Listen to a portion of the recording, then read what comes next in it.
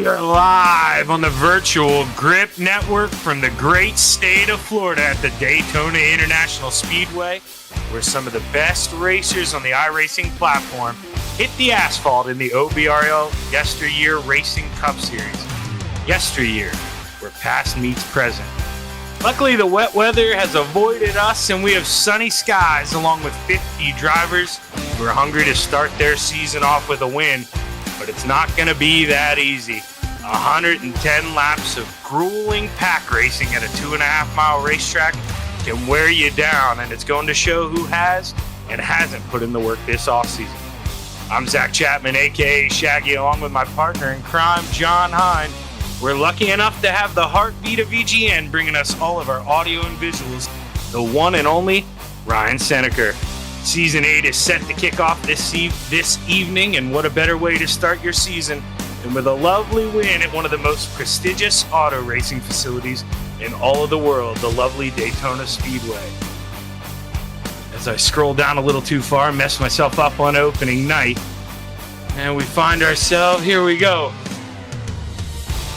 Remember, a win here this evening not only starts you off, P1 in the points, but it locks you in the playoffs with NASCAR's new format.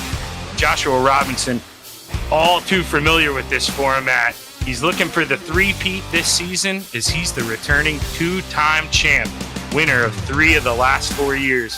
Eddie Jones, the man who was able to dethrone the 3-time champ, knows it all that it starts right here at the Mecca.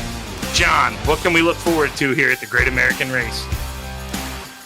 Well, I tell you what, this 2.5-mile World Center of Racing is a fantastic facility here, and you know what? A lot of room out there compared to some of the short tracks, but I'll tell you what, this place has unique challenges onto its own, and we can start right there at the start-finish line. Narrows up really quick right there, and I tell you, that is, I know they call it a tri-oval, but I'm telling you, that is a turn unto itself. Look for a lot of action there. Drivers are going to have to really hold their line and can't really move around. If they do, they can be wadded up before they even get to turn 1. The other big thing that's going to be here, a lot of green flag racing we can expect from these guys, so getting on and off pit road is going to be crucial. You can make up all kinds of time by maybe getting a little deeper into pit road, maybe even getting a little bit more acceleration coming out. But both of those have pitfalls. You push it a little too far across that line, you can end out there in the tri-oval grass or up on the track and get a penalty. So these guys are going to have a lot to think about. Oh, by the way, when they're all the while they're going nose to tail at about 190 mile an hour. Well, let's take a look here at some of the information about the league. So we should roll into qualifying here before too long. That's going to set the grid. Only going to see one driver this evening, but if you see a 3-digit number throughout the year, they're going to have to start at the back of the field. They're on a probationary period, so no qualifying for them, but you get that extra bonus point if you get hard charger here. So you want to keep an eye out on those guys if they can move up through the field. But leader starts on green at the initial start, but every restart after that controlled by the leader in the restart zone. Cautions are controlled by iRacing. We'll have double file restarts, obviously lucky dogs, and wave arounds controlled by iRacing as well. So the big thing there, if you're that first car a lap down, got to make sure you don't get any incident points in the caution, or John and I know all too well you're not going to get that wave around. Limited to 3 sets of tires here. Not too sure how many guys will take advantage of those tires since we're at Daytona. You get a caution, you might as well, but those green flag pit stops here this evening, going to lose a lot of time, I think, if you take those tires. So a lot of strategy involved, and as always here in the OBRL YesterYear Cup Series, no fast repairs, run what you brung. John, how do you take that run what you brung attitude here into 110 laps? Do you try to get to the front and control the pace, or you run around in the back and maybe just slow foot around this place? Well, I'll tell you, there's a different couple ways to tackle this, but you know what? If you want to know how tight things are, look at the qualifying times that are coming in here. 1/10 of a second separates first through 38th place. That is an awful tight field there. So, you'll have some guys that want to be out front, want to have everything in the rearview mirror. You'll have some guys that are going to want to lay back and sit behind, watch everything unfold, and then when it becomes go time, they're going to want to drive up through the field here and put themselves in place to win this. A lot on the line. Like I said, it's our first race of the season here with these guys. It's exciting because everybody's excited to get off on the right foot, so that's the one thing each and every one of these drivers have in common. They all think they can win this race. They all want to get their seasons off to a good start. So it's gritty now, so it's about time to roll. Yeah, 110 laps. Driver's going to hop in that car, pull those belts tight one more time. It is going to get exciting, but let's take a look here at the starting grid. You'll hear John and I rotate off every other row here. Starting on the pole, that 18 of Bill Martin into his outside, that 7 of Roger Hurley. Next row is going to be the number 79. That's Lonnie Corey. Next to him is going to be the number 81 of Chris Bates. Row number 3 to the inside, the 15 of Daryl Weininger into his outside, the 3 of Christian Lushin. Starting 7th is going to be the 59 of Sean Foltz. Next to him will be Courtney Nelson. Row number 5 to the inside, that 51 of Jerry Isaacson to the outside, the 68 of Kevin Strandberg. Rolling off 11th is going to be the number 28 of Robert Crisco. Next to him will be the number 9. That's Brian Lynch. Alan Wanamaker takes that 74 and lines up on the inside of row 7 into the outside, the 43 of Kelvin Vassar. The row behind them is going to consist of the number 24, Brian Lindsay, and to his outside, Daniel B. Hall. Row number 9 to the inside, Dave Matson, and to the outside, the 26 of Lloyd Moore. Starting 19th is going to be the number 23 of Josh Robinson, and rounding out the top 20 is going to be the number 84 of Mike Watts. To the inside of row 11, the 14 of the Raging Cajun. What's his? We missed one here. We're gonna look for his actual name. I believe it's. I'm only seeing Jones on the iRacing, but hey, to the outside, James Isler. Starting 23rd will be Larry Corey. Next to him, the number 30 of Gavin Adams. Luke Lane on the inside of row number 13, and to the outside, Greg McDaniel. Patrick Martindale will roll off 27th in his number 93, and next to him will be Dakota Pischke in the number 4. Mark Fish on the inside of row number 15, to the outside, Don Easterling. And starting 31st, we call him the boss man here, I suppose. It's going to be the number 10 of Victor Lane, and next to him is going to be Greg the Hammer. Tom Ogle on the inside of row number 17, to the outside, we've got Waldo Lee Wardzel. Starting 31st will be the number 19 of Dustin Martinson. To him, to his outside will be the double nickel, the 55 of Dale Copeland. Fred Wolford III lines up on the inside of row number 19, on the outside, Chris Walsh. Jonathan Green will roll off 39th. Next to him will be Michael Dow. Row number 21 to the inside, the 72 of TJ Rogers, to the outside, Tommy Embassy. Jeffrey Leiden and Andy Thomas in the next row. The Double Deuce, Bruce Pearson, Michael Everhart following behind. Bob Fallenbaum, Chris Snyder in the next row. And rounding out the field, Dan Edgren and Torrance Childs. As John, 50 drivers, catch your breath here, man. We're getting ready to go. Yeah, that's a lot of guys occupy a lot of space here, but let's pull those belts tight, man. Take a deep breath. They're about to stand on the loud pedal. Yeah, the green flag is high. It's ready to fly. 110 laps to play at Daytona International Speedway. The OBRL YesterYear Cup Series is underway. Good jump there for Bill Martin, your leader, but you know too well, John, you don't want to go out too far. That guy on the inside behind him, I believe that's Lonnie there in the 79. Not close to him, and now you see that outside line. They're taking advantage. They're moving on up.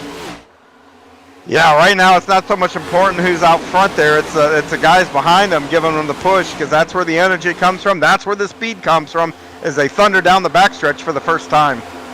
And obviously, viewers not privy to our conversations, but we've been talking all night.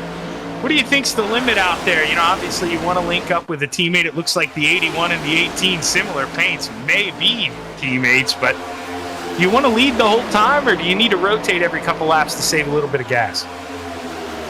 Well, I don't think every couple of laps, but you know, two things you want to be cognizant of. You know, if you're wanting to do a fuel strategy race, and yeah, you're going to want to maybe tuck in behind, save some fuel. But the other thing too is you got to watch the temperatures on your engine there. You got to make sure you don't get too hot.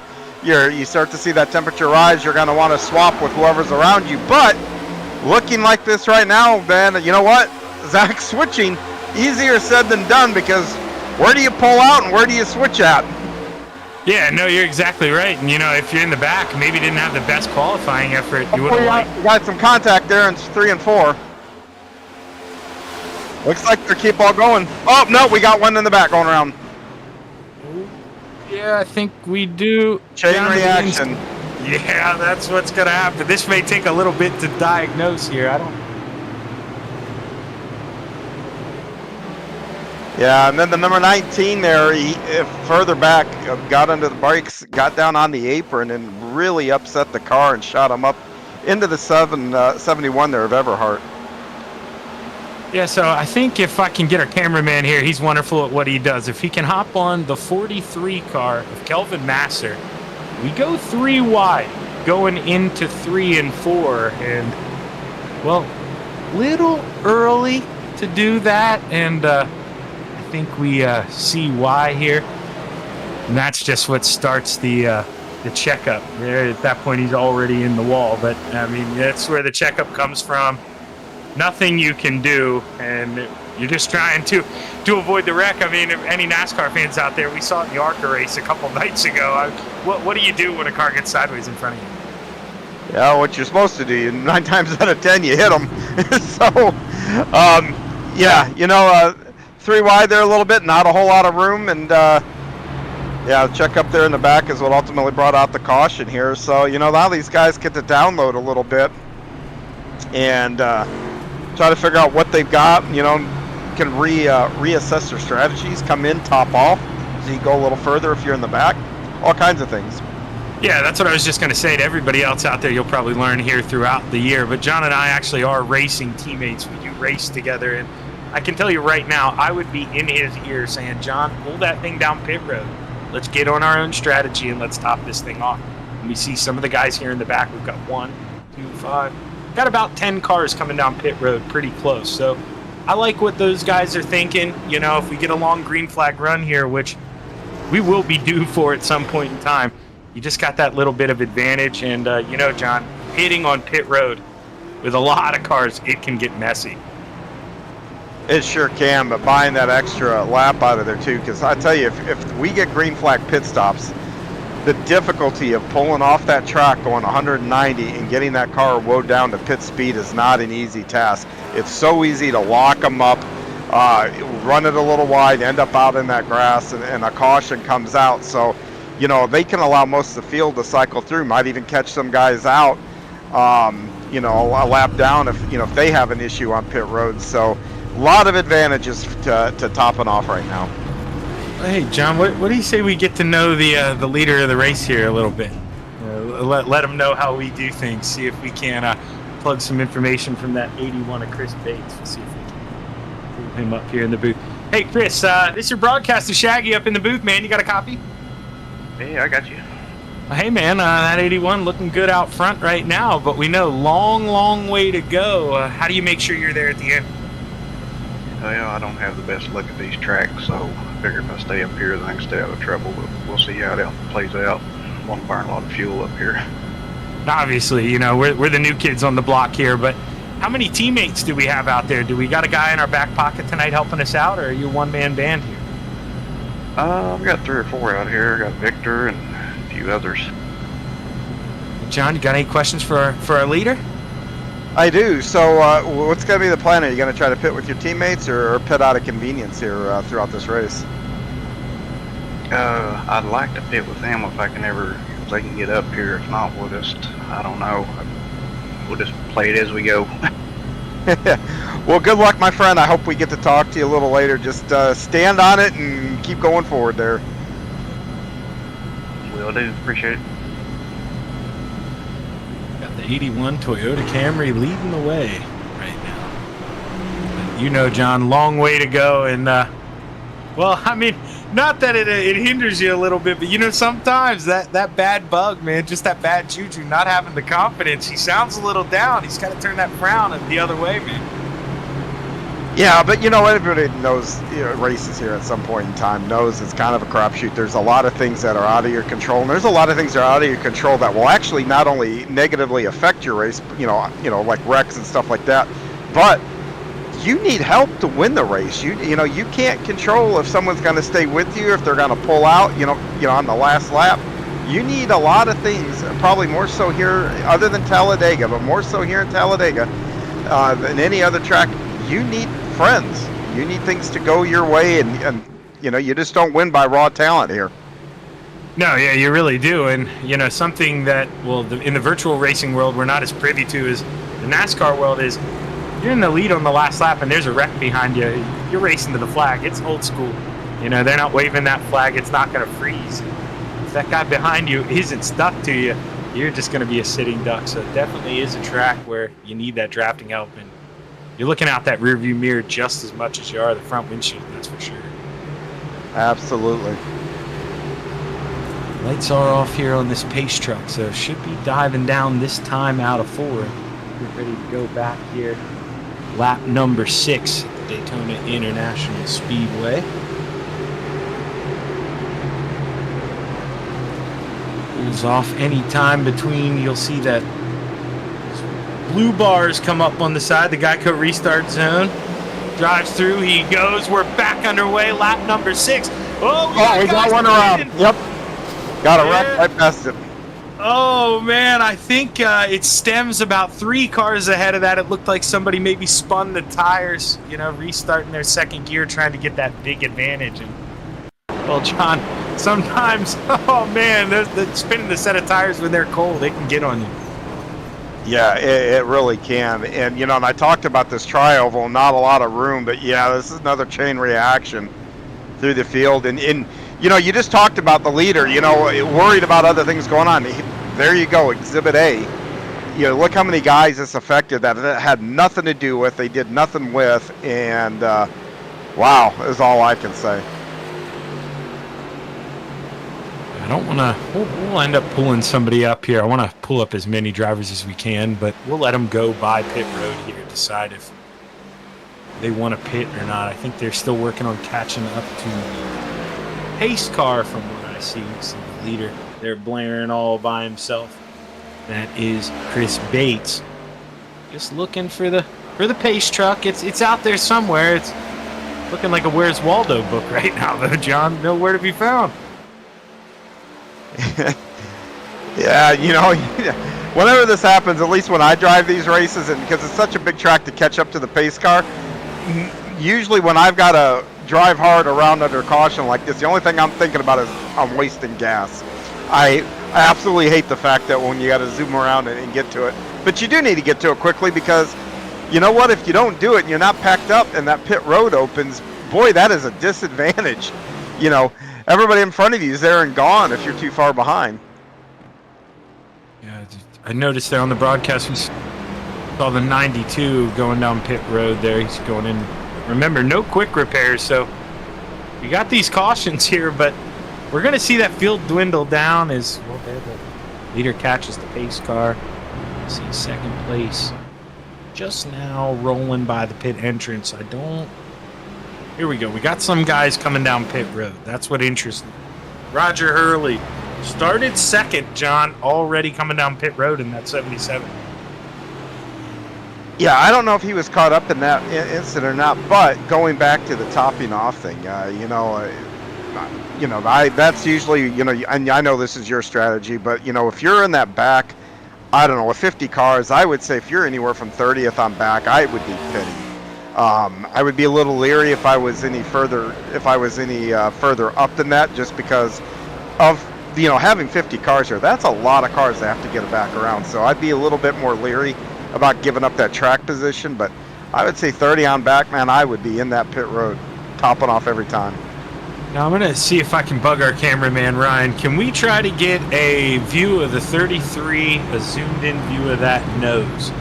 Because, yeah, look at that, John. That is the perfect view. Thank you, Ryan. How bad is that going to slow that thing down? I mean, that thing's a V on the front. Well, you know, just like our counterparts in real life, if he can get tucked up behind somebody, it may not affect him too bad. But if he gets out and is leading a line or whatever, yeah, that's going to probably slow him down a bit and have guys actually really tough behind him, because they'll actually have to work through the corners not to turn him around and wreck him.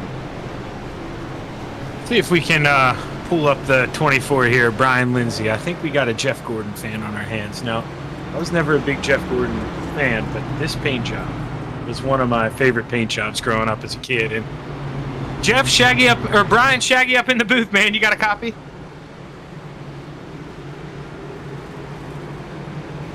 Let's see here. We'll see if we can get him to get that mic going. Brian, you got a copy? Who's that? You looking for? Oh, yeah, Brian, right? Yep. Yes, yeah, we got you. sir. Okay. Hey, man, this is the broadcaster, brother. How you doing tonight? I'm doing good. How about y'all? Oh, not as good as you, man. I'm wishing I was out on that racetrack. That 24 looks good and it looks fast tonight. How do we get this thing up to the front here by the end? A little bit of luck and a whole lot of praying. Well, hey, you know, I messed around. I'm going to steal this whole interview. I didn't realize you guys are doubling up here, getting ready to go to green. Sorry about pulling you up late, but hey, Brian, good to get to know you, man, and we'll be rooting for you here. Go get him, brother. All right. Thank you so much.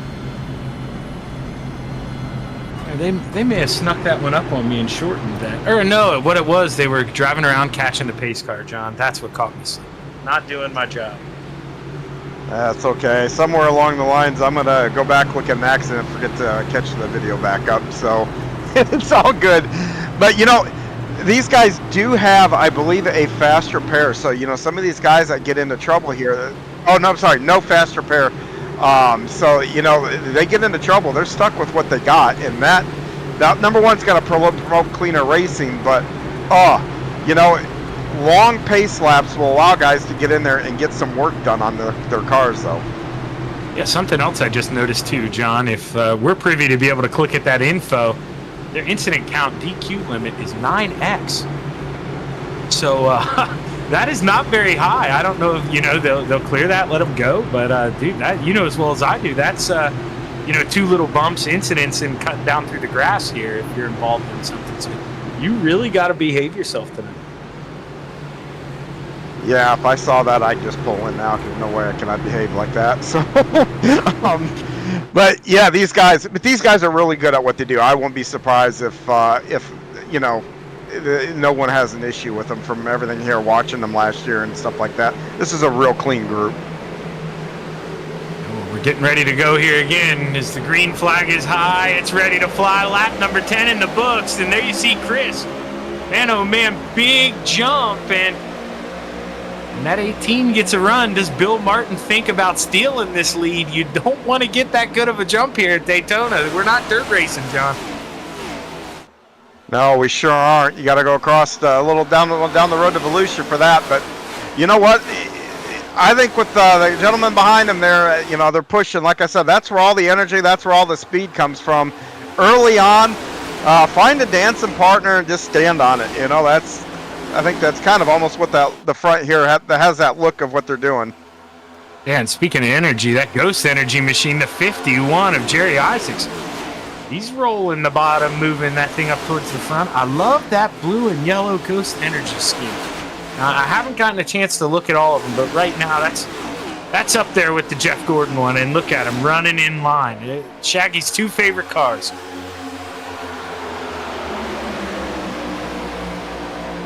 Yeah, these guys now, you know, now that we're kind of up to speed here, you know, there's 2 thoughts too on drafting here. You know, down the backstretch, you can get somebody's bumper and push them, but you got to make sure, and the vision through the cars are hard. You got to make sure that guy's not hitting the guy in front of him, because that can cause an issue. The other thing is here, as they get into the corner, you know, either you can trail brake it to stay off somebody's bumper, or you can go, you know, back to 80% throttle, 70% throttle. Stay with them, and as they come out of the corner, roll back in the throttle. So, you know, different strategies can be at play here from inside the car with guys, how they work their feet.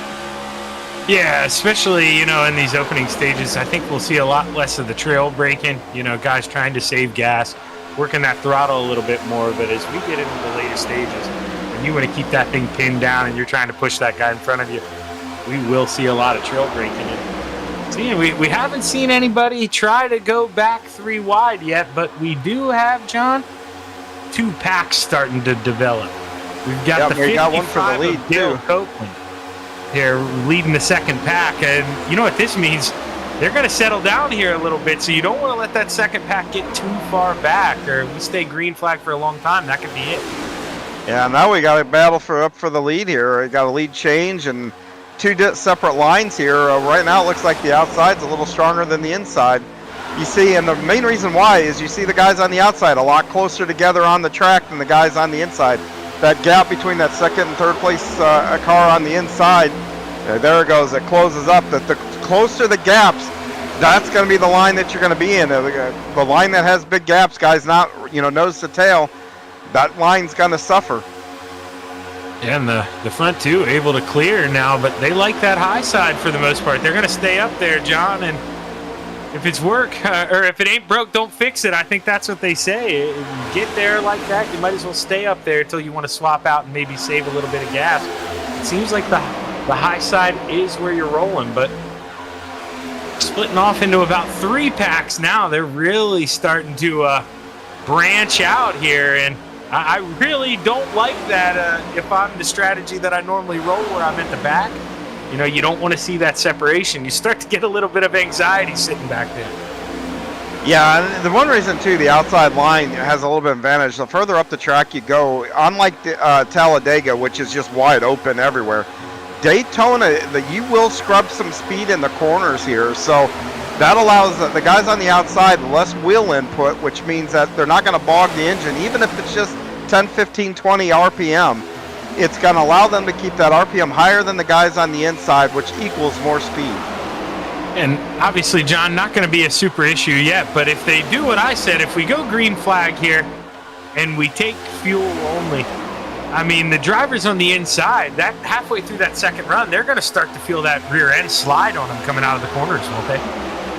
Yeah, they sure will. And, and the guys behind them have to be on top of that and recognize that. That's a nice thing.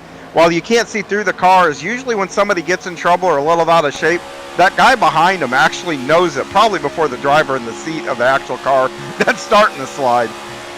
Man, that 59 of Sean Foltz, if he did not know Bill Martin before this race, he is really getting to know him. He has been all over him going down the backstretch, and if you're Bill, that's exactly what you want, man. I mean, I haven't seen a guy working that well behind someone, just nice and smooth. Not hitting him in the corners, behaving there, just knowing that he's giving him enough to hold on to that lead. But the bottom, they're starting to fight back a little, John. Yeah, Bill's doing a nice job of keeping him close, too. I kind of wonder if he's not getting a little light on the throttle as he comes out of the corner just to keep that gap closed. A lot of times, guys in that front, that lead out some of these lines, just hold it wide open. They get out of the corner, and then they got a 1 or 2 car length gap, and it just kills their momentum down the backstretch. I even sometimes will even go as far as trail braking just a little bit out of the corner to keep that guy right on my bumper. No, and I'm really glad you said that there, John, because a lot of times the guy out front will get frustrated that the guy behind them isn't getting to that rear bumper, and we know with these next-gen cars, you got to work yourself inside of that bubble. If you are just trying to floor it right through that bubble, you are never going to get there. You got to wash out to the side a little bit, come down and cut inside that if the guy up front isn't willing to, crack that throttle like you said, or maybe drag the brakes. And I think that's maybe what we're seeing now going down the backstretch. You see the inside line slows up a little bit, cracks the throttle, but now he's got the 79 all over him. They come back with a run, just maybe a little too late. You want to do that coming out of the corner. Yeah, and they're doing a nice job up here, and I don't know how long now that before you start to see the temperature rise. That's another nice thing about kind of peeking out to the side there. Get some air into that car, and we got a nice move here by the number 15 of Darrell Weiniger. Comes to the inside. He's going to try to move that inside line. Yeah, Darrell thinks he can do a little better job out front, I think, and maybe the 81. I bet you Chris is a little thankful. He's been out front of that line this whole time, and we've had a couple cautions, but you want to make sure you don't want to burn up too much fuel. And we saw there about a minute or two ago, Ryan had on there the 11 car that's similar to that Richard Petty scheme. And Richard Petty may be driving that thing because he had my attitude. He was like, I am tired of watching the second pack drop. And if you look out, they're all together now, John. They are. Rejoined this pack. And now look right above the lead, or right ahead of the leaders is a lap car. This is going to get real sketchy depending on where they catch him. If they catch him in the corner, that inside row is going to have to move up a lane. Now, Those John, guys, if you're this lap car, what do? You're sitting in the car right now. What do you do? hold it. You hold it right on the yellow line. Right here, I do what he did. Right there, get below the yellow line, let that field pass. I try to keep my speed up so I can tag in and catch that draft. Yeah, and there, I think he may have been playing a little too nice. I don't think he's going to be able to catch the draft, but you got to really respect that. And I'll tell you what, John, what do I know? I'm talking about that 33 damaged front end. He's going to pull to the inside. Now it looks like he's got the parachute on the back of it. Look at that thing slow down. He may have not known he had that damage on the front end. He's not going to be able to do that. No, and that he knows it now. So, now he can make, some adjustments accordingly. Tuck up, make sure you stay up there. But the guys behind him now on that inside line are really going to have to make a decision here because he's just going to back them up, and they're going to just get freight trained on the outside. No, and it's not worth going back, but I do want to touch on, I gave him the commentator's curse, Jerry Isaacs, that 51 Ghost Energy. We had a check up there coming out of the tri-oval. He had to throw it down below on the apron, and all of a sudden, he is out of the draft. So he is hoping for a mistake up here as drivers come across. We're on lap 21 this time.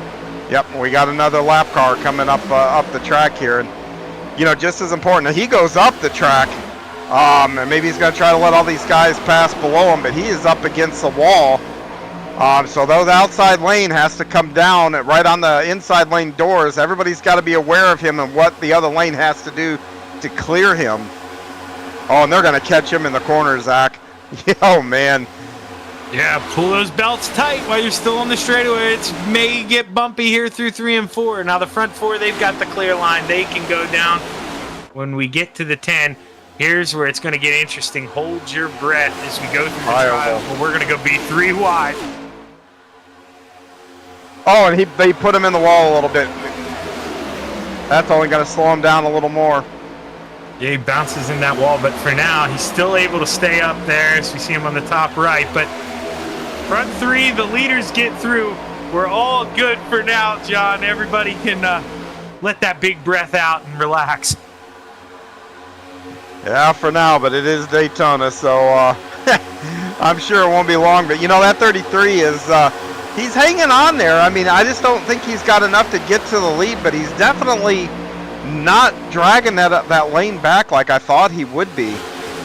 Yeah, definitely not as bad as I thought, but man, I think he is hindering those guys because we saw Bates, remember, he was leading the race in that 18, and now all of a sudden he's stuck back there falling out of the top 10 about 4 deep on the inside. So, and here comes that 11. Remember, he was back there 2nd and 3rd pack. That 11, who is that? That is Tom Ogle. Look at him riding that thing right on the outside. John, if I'm not mistaken, no, never mind. Front end looks clean. I thought maybe he got a little bit of damage in one of those spins, but looks pretty good. And that 11, he's ready to play. Yeah, Courtney Nelson there in that 33. What he really, really needs is somebody, one of those top 5, to move down so he can get up behind him. If they do that, one of those guys, but those guys all seem to be working together, that front 5 there on that outside line. But Courtney is really hoping they bring him down. I told you that 11's coming. He's thinking about making it 3 wide. Thought better of it there, maybe crack the throttle. But I wouldn't be surprised, John, what you just mentioned. I think if we see that 11 maybe get 3 cars up on the high side, can get in front of that 33, he might be one of the guys willing to go down there and make the move. Yeah, he's middle 3 wide. Here we go. Last time we had 3 wide going into 3 and 4. It didn't go so well. And Tom Ogle is on the move. He wants his presence known, and he is... and now he goes back up to the top here.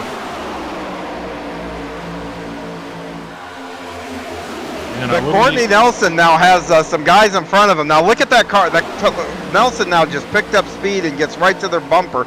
Now let's see what that inside line can do with 2 guys that don't have any nose damage. Yeah, and, being that third car in line, I know that's not what the 33 is going to want to hear, but that's almost the perfect spot for him. He can just get up, keep that thing hammered down, and watch those two in front push. But now we're seeing the 10. He just now he's just able to break that bubble, and that's what we're saying. These guys, maybe not as familiar with each other, not knowing, you don't want to get too close in the early stages, but that guy out front, you're really in control. Yeah, Victor Lane is, the organizer of this, and he's doing a heck of a job. He's also kind of wanting to make his known, but the 21 right in front of him is now got another car. Oh, all three of those guys I think are teammates now, because Ogle now has got the lead of that bottom group. Yeah, I warned everybody about that 11, man. He's ready to go. He knew it was go time. You make a move like that, you bring a whole pack with you. It means you're ready to play. And he gets to the front there, able to drop down, but I need some help. We're seeing the bottom line stack up a little bit. Guys lifting going into the corner. That was scary, but now the 21. Good shots here from Luke Lane all over the back of the 11. John, they should get a good run down the front stretch here. Yeah, they sure should. And, those top guys, though, they're going to have to make a decision. If that bottom line starts creeping up, do they go down there and take the air from them and help let them push them? They stay up top there. Yeah, this is all but perfect there. He lifts out a little bit going in the corner. Didn't want to be too sketched out. Just got to make sure you get that 21 right back to the rear bumper. And actually, looking at that 21, I can't tell if it's maybe that black paint scheme, but front end on that maybe looks a little unhealthy, but my eyes aren't the best, John, so who knows? Well, 190 mile an hour, it's tough to get a beat on some of these cars. So, the other thing, too, we're working lap 27 here. Pit stops are going to happen in the next 10, 15 laps here. So, guys probably are going to start having thoughts and conversations, around that. And this is where, if you already did pit, you got to make sure you're linked up with one of those guys, because you don't want to be out there with 6 or 7 of guys still got to pit. You can stay out there 5 or 6 laps and end up hanging yourself out by yourself. So you got to know who you're around. Yeah, absolutely.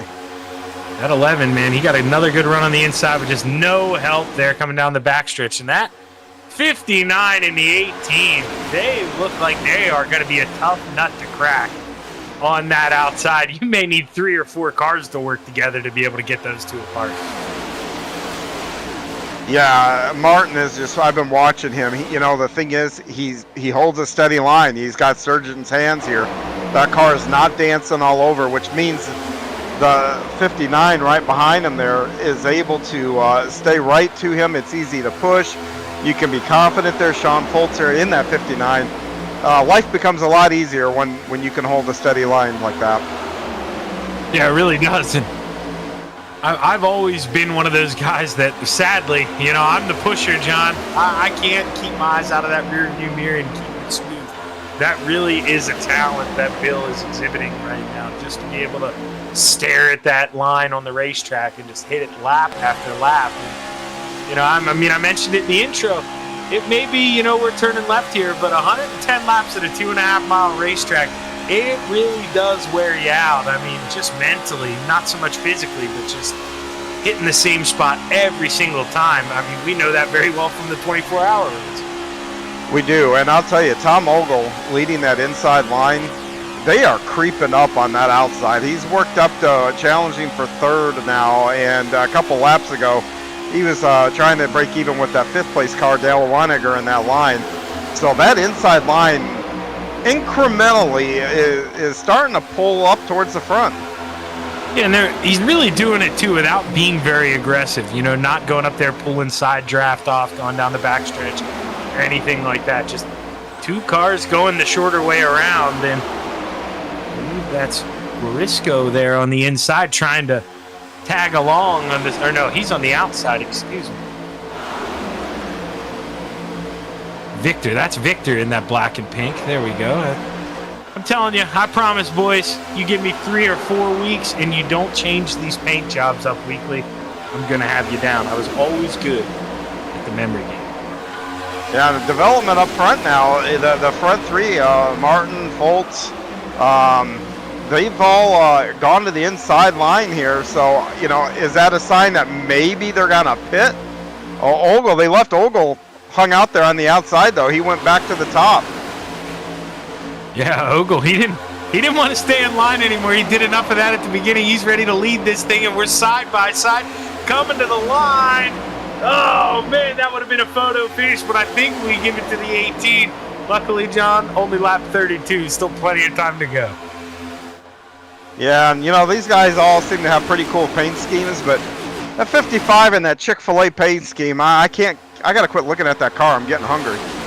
Yeah, I know, and to do that to us on a Sunday when they're closed. I mean, come on. You know, that should almost be criminal. But they'll cope when they're in that 55 Chick-fil-A car. Pretty cool looking paint scheme here. So, but yeah, up front though, you know, I really wonder if they pull down there. You know, we're working lap 32 about, you know, wanting to be in that lane to head to pit road or whatever. You know, normally my strategy like this and with the gas mileage what it is, I work the race backwards and figure out, okay, you know, how many pit stops? Okay, we could go 40, 80 and have, you know, some to spare.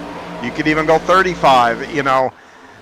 You try to limit how many times you got to come down pit road and kind of work it backwards here. So this is getting into the time now. I do think when people are starting to have those conversations, what do we want to do here? What lap do we want to come in on? So I'd be watching here in the next 5-6 laps for pit road to become a busy place. Yeah, definitely going to be very interesting here. It's interesting to see there the 18. They get a good run back on the inside. Bill Martin and Sean Foltz proving they can do it back on the inside. That's not what you want to see if you're the 11 of Tom Ogle. You know, you watch those guys be so dominant on the high side, you steal it there for about a lap and a half, and then they go right back on by. But you're just so dependent on that car behind you. And right now, that 84 Castrol machine of Michael Watts just a little too far behind. And then as he hears me here, he's starting to creep back in, going to give him a big shot. Yeah, and I have to give a shout out to these guys. There are 34 cars in this draft. 34, and they're running green flag laps, lap after lap after lap. What a great series. We are lucky here at VGN to have be able to bring these guys to you because, man, this is a good show. Yeah, it really is, and it stinks that some of them got fouled off there with the tire spin, but we know that's the name of the game. But, oh, man, we almost had a little bit of 3 wide there. I know, I was thinking I just jinxed them. Oh, man, the 15, he stuck it in the middle there, but Daryl Weininger able to get it up back to the high side, clear that 3 wide. But Daryl, somebody we're a little familiar with, John. It's nice to see some of the guys that we know out here. Yeah, I raced with him quite a bit over on Saturday nights. Last night, I don't remember if he was there last night or not. I only ran the late models last night, so. Still anxious to see here. We are on lap 35. Remember, I guess we have had 3 cautions, so we're probably thinking maybe 3 more laps, 2 more laps, but you've got to be thinking about it now. And like John said, I mean, you work the race backwards, and you think to yourself, do I get tires this time and maybe not get tires the rest of the race, or do you go the whole race without a set of tires? To me, that's a little risky. Maybe you do 2 on 2 different stops since you're going to fill this thing up with fuel anyway. Is that something maybe you consider, John, or is it just 4 or none? You know, I would take 4 probably on that second stop, not the first one, but the second one, because you need maneuverability. You know, Talladega, I think you could probably get away with not doing it, but here, especially with that tri-oval and everything else, you do put significant load on those tires, especially those right side tires. So I do think just to have that maneuverability to maybe move up a lane, move back down, I take the tires. Hopping around here. Not the second spot, not this one here. Looking around, I think right now, back in 19th place, Chris Sidnor up 29 spots. He'd be the hard charger, and well, you're going to hear me say that a lot, but they give a bonus point to the guy who passes the most drivers, and right now, up 29 spots, John. it's hard to do that, but I guess it helps a little bit at a restrictor plate. But man, oh man, that's a good run for Chris so far. Yeah, restrictor plate, and they start at 50. So there's a lot of cars, a lot of opportunity to make passes in a field that size. So you know, you know, it's funny. We talk about 19 is in the wall a little bit. Dustin Martinson. That's going to check up the field a little bit. Yeah, it does. Luckily, everybody does a good job, though, cracking it out. And I think we're strung out enough single file on the bottom that right now you can afford a mistake like that and don't really have to worry about losing the draft. But you know how it goes, John. No quick repairs. You definitely don't want to damage the race car. Yeah, and Martinson's a laps down, too. So those guys behind him, the last thing you want to see is a lap car fence it in front of you here, because it just, your heart sinks when that stuff happens. And speaking of lap down, who is the first car on lap down? I'm trying to pop this up.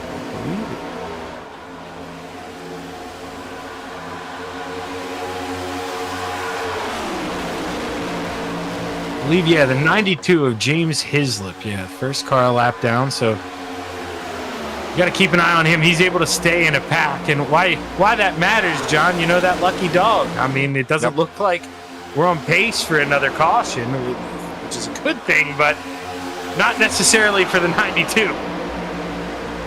You know, we've already had a couple single cars get swallowed up by the pack, but I'll tell you this, looking up the track, if I don't think they'll get there, but there is a pack of about 3 cars that this field's bearing down on. I would say probably about 10 laps before they catch them, but the field's coming out of turn 2 right now, and those cars are into turn 3, so not that far up the track.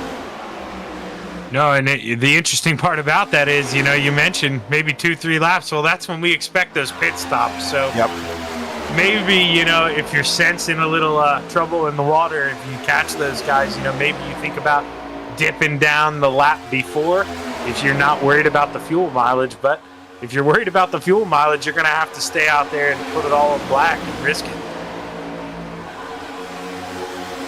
Yeah, and that's always an interesting decision too. But you know this. A couple guys touched upon it that we've talked to. You know, pitting. You know, who are you around? Are you willing to go in there with some other folks? You know, you got to have a friend to pit with. Lap 41 coming down the backstretch. I know you've heard us talk about it, but that's really all we've had to talk about these last couple laps. We really do anticipate these pit stops coming up. The 3 cautions kind of threw us off there a little bit. We expected around 38 laps probably. So yeah, the cautions probably bought these guys a few laps. So probably, you know, I forgot about those when I was calculating in my head here. So yeah, I would say we're in that window, but they could probably go as long as maybe 45, 46. I don't know that I'd want to go any longer than that. I mean, the further you go, the better. I mean, there's the upside that it gets you closer to the checker flag, but the downside is you burn more gas, which means you have a longer stop. Less gas you got to put in, the quicker your stop is. So there's an argument for short pitting. Tell you what, John, who doesn't root for the Navy? We got a Navy-sponsored car out there, the 09 working his way to the front. Look at Dave Matson. Ah, man, I love that navy blue. Now, you know, I am a Notre Dame fan, so if we ever play in full... Oh, here come pit stops. Here come pit stops. You got there are a lot of them. A lot of them coming in. Looks like they all make it here. Yeah, very important. It doesn't look like anybody overshot, did anything too bad to get themselves in trouble. Yeah, but this will do 2 things. This will break up the pack a little bit, but some guys, if you got in there, I mean, and if you can make up as much of a half a second, you know, even a second if you get in there better than some. So I cannot stress how important it is to hit pit road cleanly and get out of pit road cleanly. Don't speed or anything. I don't see any penalties yet, so that's all good. No, yeah, definitely not. And we did see some of the tires jack up both sides. So some people took 4, some people took 2, as you see pretty spread off coming out of pit road. But here come the leaders. Tom Ogle So we did have another set of people come down the pit road. But for right now, this is what you want to see if you're this 11 to Tom. You're driving by all these people to your left, John. Look at all the spacing. They're not the best job by that opening group if they wanted to stay together. Yeah, nope. And some guys got, like I said, getting in better. I mean, a half a second is just huge. But it also can leave you, I guess, out on an island that we're seeing. If you made up more time than everybody else, you're going to be ahead. But they're gonna make their way to you. We got some more takers. Got 4, 5, 6 more cars. Well, yeah, you saw him lock it up there, able to get in, though. It looked like under the speed limit. Oh, man, the 74. Whoa, that was close. Man, oh, man. Oh, Wanamaker. It looks like Island Wanamaker has a black flag. Oh, man. I guess we can't get any verification for what, but I guess we would assume speeding. It has to be speeding because I'll tell you, there was no black flags a second ago, and nothing other than that would have been. It's got to be that. Here comes the leader in that 11. Let's see here. He's got that Chick-fil-A 55 making us hungry right behind him. And those two right almost back-to-back. Caution. Oh, the caution flag flies. Now, if you're on pit road, service a car. Yeah. No big deal if you're already here. But, John, if you were pushing it to go one more lap on fuel, you got to reach up there and turn that key off right now. Man, that pace truck is dirt tracking it around the inside of that corner. That is awesome seeing the pace car truck come out. But, yeah, you remember earlier when we were talking about you come in, you top off, play that track position, you'll catch some guys out, some guys laps down and stuff like that.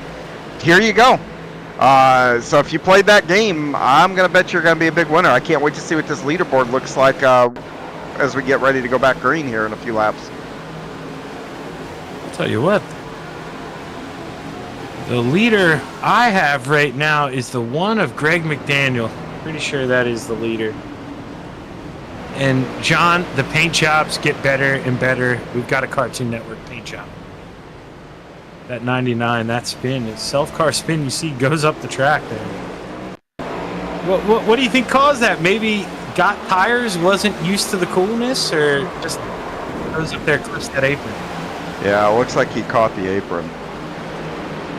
And that's easy to do. If you carry too much speed and you get up on those, and he didn't even have to get on the apron. As soon as you hit those those yellow lines, you lose grip. There's no grip on those yellow lines.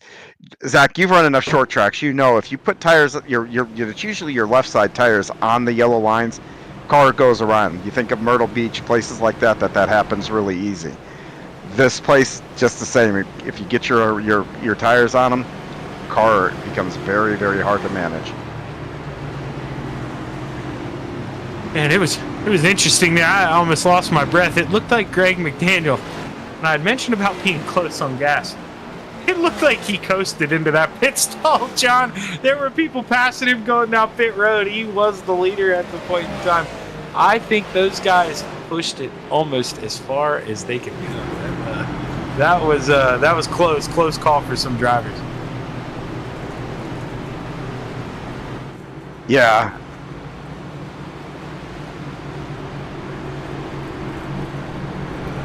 Should circulate back here to the 11 of Tom Ogle, and we got Lightning McQueen in front of him, and I can't tell what numbers on that black. We talk so much though on paint schemes though. There's something about us seeing that Richard Petty paint scheme leading a race at Daytona, whether it be here, real life. There's the guy Richard won 7 Daytona 500s, so I mean it's just a cool thing to see, no matter what the venue is that we're seeing it on. Yeah, and the college kids, they're into the White Claws nowadays, so we go with the times. No STP in there. We got W/C for White Claw. I mean, see, I'm an old fart. I see STP on it. I don't care what the lettering is. I still see STP on it. He's hoping he has a checkered flag on the top of it. But we're coming to that halfway point, John. You know, I mean, you get some long green flag runs and you see you can sneak up on you. What are you thinking now? I mean, we're pitting. Okay, we pit lap 46. If you pit under this caution, which I imagine everyone does. Yeah, and now, some of those guys that pitted early that are probably going to cycle towards the front, I think you stay out there. You don't top off just because we had 34 cars a second ago in that pack. So track position is something. It's different when you got a field of 20 cars. You can pit, you can drive back up to the front, but man, with this many cars on the track, it's just not that easy. You have to play the track position game. Saw there's two drivers up front driving around the pace truck. We are one to go, so they get the wave around. They were in front of your leader, Tom Ogle. But I am clutching it. I am coasting. I'm trying to do everything I can to save every ounce of gas that I can under caution here. Yeah, I think so too. Now, okay, if you have a team, if you've got about 3 or 4 guys you're working with, John, and you're paired up, is there any thought maybe, hey, we avoid the commotion on pit road and maybe pit a lap earlier than everyone else, or is it just not beneficial? Well, I think it could be. I mean, you know, I told you, I mean, you have to put less fuel in the earlier you pit. So if you get in your window and you pit early, that means your pit stop's going to be a little quicker. But everything has to go right. We just saw a driver have an issue of pit exit.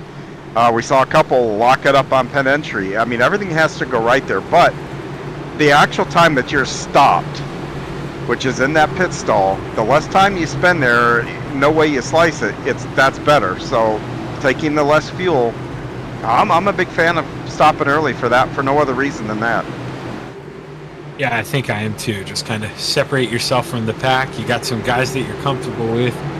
Just try to put but I will say, you need 3 or 4 guys to go with you. And what we saw earlier, the guys pulled out and they were spread out. You've got to come in nose to tail. You got to go out nose to tail, because if you're separated, whatever advantage that you do get, it's gone by the time you guys get back together. Well, the pace truck pulls off. The green flag is high. We enter the Geico restart zone. Tom Ogle drops the hammer. We're back underway. Lap 49 here at the Daytona International Speedway. Yeah, looks like everybody got up through the gears. No tire spin, so we're good to go here as they roar into turn 1. And we saw that 55 and the 11 work real well together, getting themselves up to the front. I expect to see some more of that, not even at the halfway point. Might as well just stay in line, behave. But that Navy machine in the 09, Dave Madsen, he's really off the pace down there on the bottom. I'm not sure if he maybe got some side draft sucked off of him or what, but just no help. He was up there inside row number 3 to start this thing, and the inside line, they've fallen back all the way to 10th. Yeah, it's tough to tell what may have happened there, and you know, maybe it's just a matter of the outside line being more organized, but all those guys that were in front of them have all swooped down to those double yellow lines there. See now some of those guys who were leading early on up towards the front, guys like Chris Bates and the 24, and the 24 as well, Brian Lindsay. They had to pit a little early, and now, John, they see themselves stuck in the middle of this pack. They're watching the double file happen ahead of them. They're not used to this. They were up there doing it. Yeah, they were, and like I said, that's one reason too why I wouldn't want to come and top off here, because you see, I mean, those guys that we know are super fast had the ability to lead, and now where do they go? They're stuck in the pack and have to root and claw their way back up to the front. And we're seeing the 2 packs branch off again here. The 72 of TJ Rogers now leading that second pack. Not too far behind, but around that 1.5 seconds there, they are going to have to line up if they want to run these guys down. But maybe after that long green flag run, they expect the patience to wear a little thin up front. Maybe they're expecting something we're not. Yeah, there's definitely an advantage to having control of the race. Right now, Tom Ogle has that, you know, and Bill Martin, who has dominated this race, is sitting back in 13th. And, you know, if you look out his windshield, there's just nowhere that Bill can go to gain ground. He's just got to wait for openings, wait for opportunities.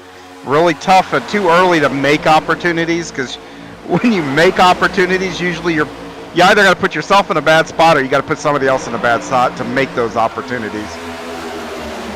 Oh, we got one around. Turn. Yep, it's a caution. It's number 4 of Dakota Pischke.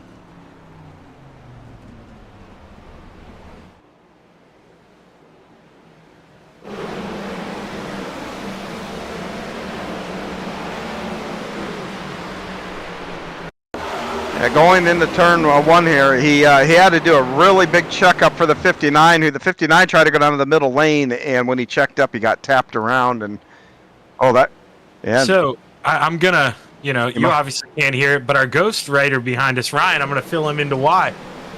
That brings up the 9X that I talked about, John. You get involved in a couple of those taps, you get up to that 9, and all of a sudden your car disappears. Yep, that's exactly right.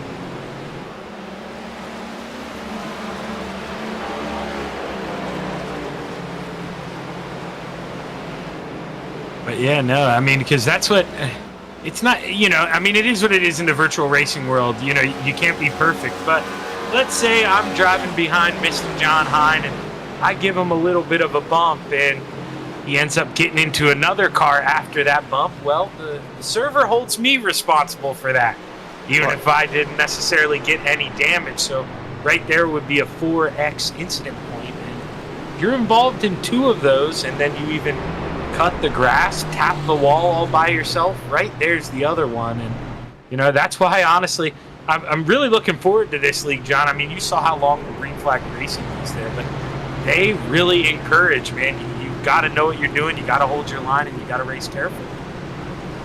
Yeah, you sure do. And I want to go back to the thing about you getting into somebody. I don't think I've ever heard you admit that. So that's progress.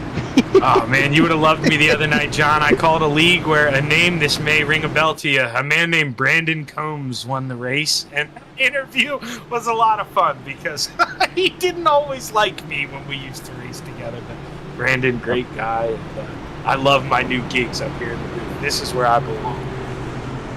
Yeah, well, Brandon's, for all of you listening, I race dirt with Brandon when we run late models, a couple of late model drivers, and he's quite good. So, but yeah, back to this whole deal here.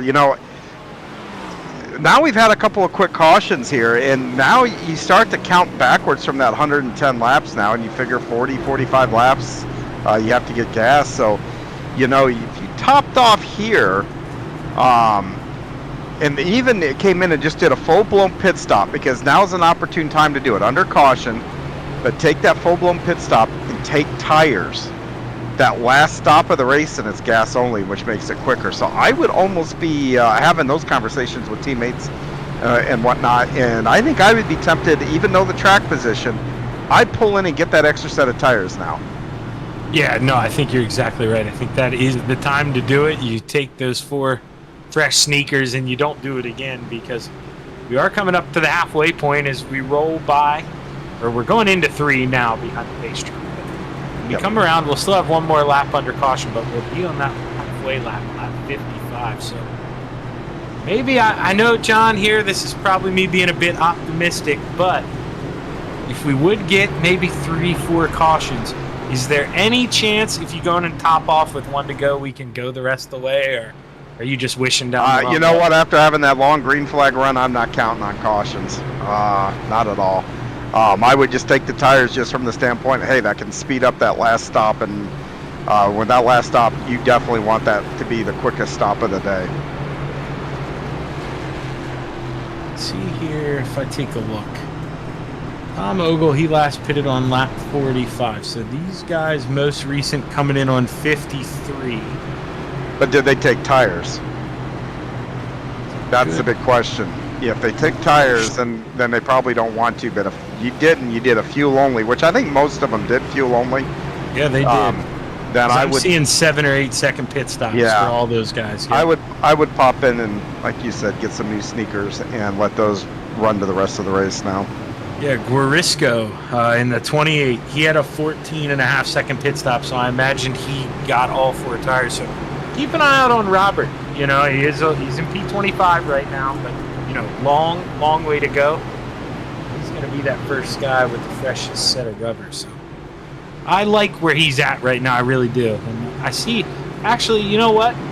Risco, why are we calling him that, John? I see he's got a nickname on iRacing, Crisco. Doesn't get any better than that. We'll just slide right on in there like Crisco.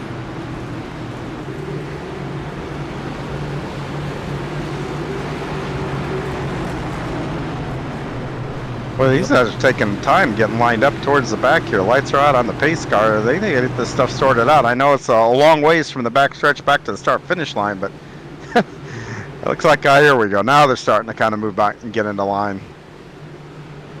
Yeah, because, I mean, I'm not going to say it, but I think we're thinking of the same guy. We know it only takes one person to mess up that line on a restart. Man, oh man, you got some guys mad at you. So yeah, you definitely want to tighten up, get as lined up as you can. And really still surprised, man. That 33, even with all these cautions, still on the outside of row number 3, but that front end. He has not really repaired that thing much. He is making it work. I did not think he'd be able to stay up here towards the front. Yeah, and looking overhead real quick, the inside line is spread out more than the outside. The front of the outside line, they are much tighter together. Watch from this restart for that outside line to get a good jump. As the 11 drops the hammer, that was a good jump there from the 55. And we had seen him and the 11 work together, John, but he's had enough. He's going to stick to the outside, but the 09 nowhere to be found right now. And the 55 of Dale Copeland, he may be hung out unless that Navy car flies on up there. Yeah, when they were together, closer together, coming to the flag, but when they fired, they spread apart, and that inside line took off. Yeah, now the 55, you see, he wanted no business there of the high side. He drops down in line, and now all of a sudden, you got the 09 with that 33 behind him, but the front two, John, they're moving up high.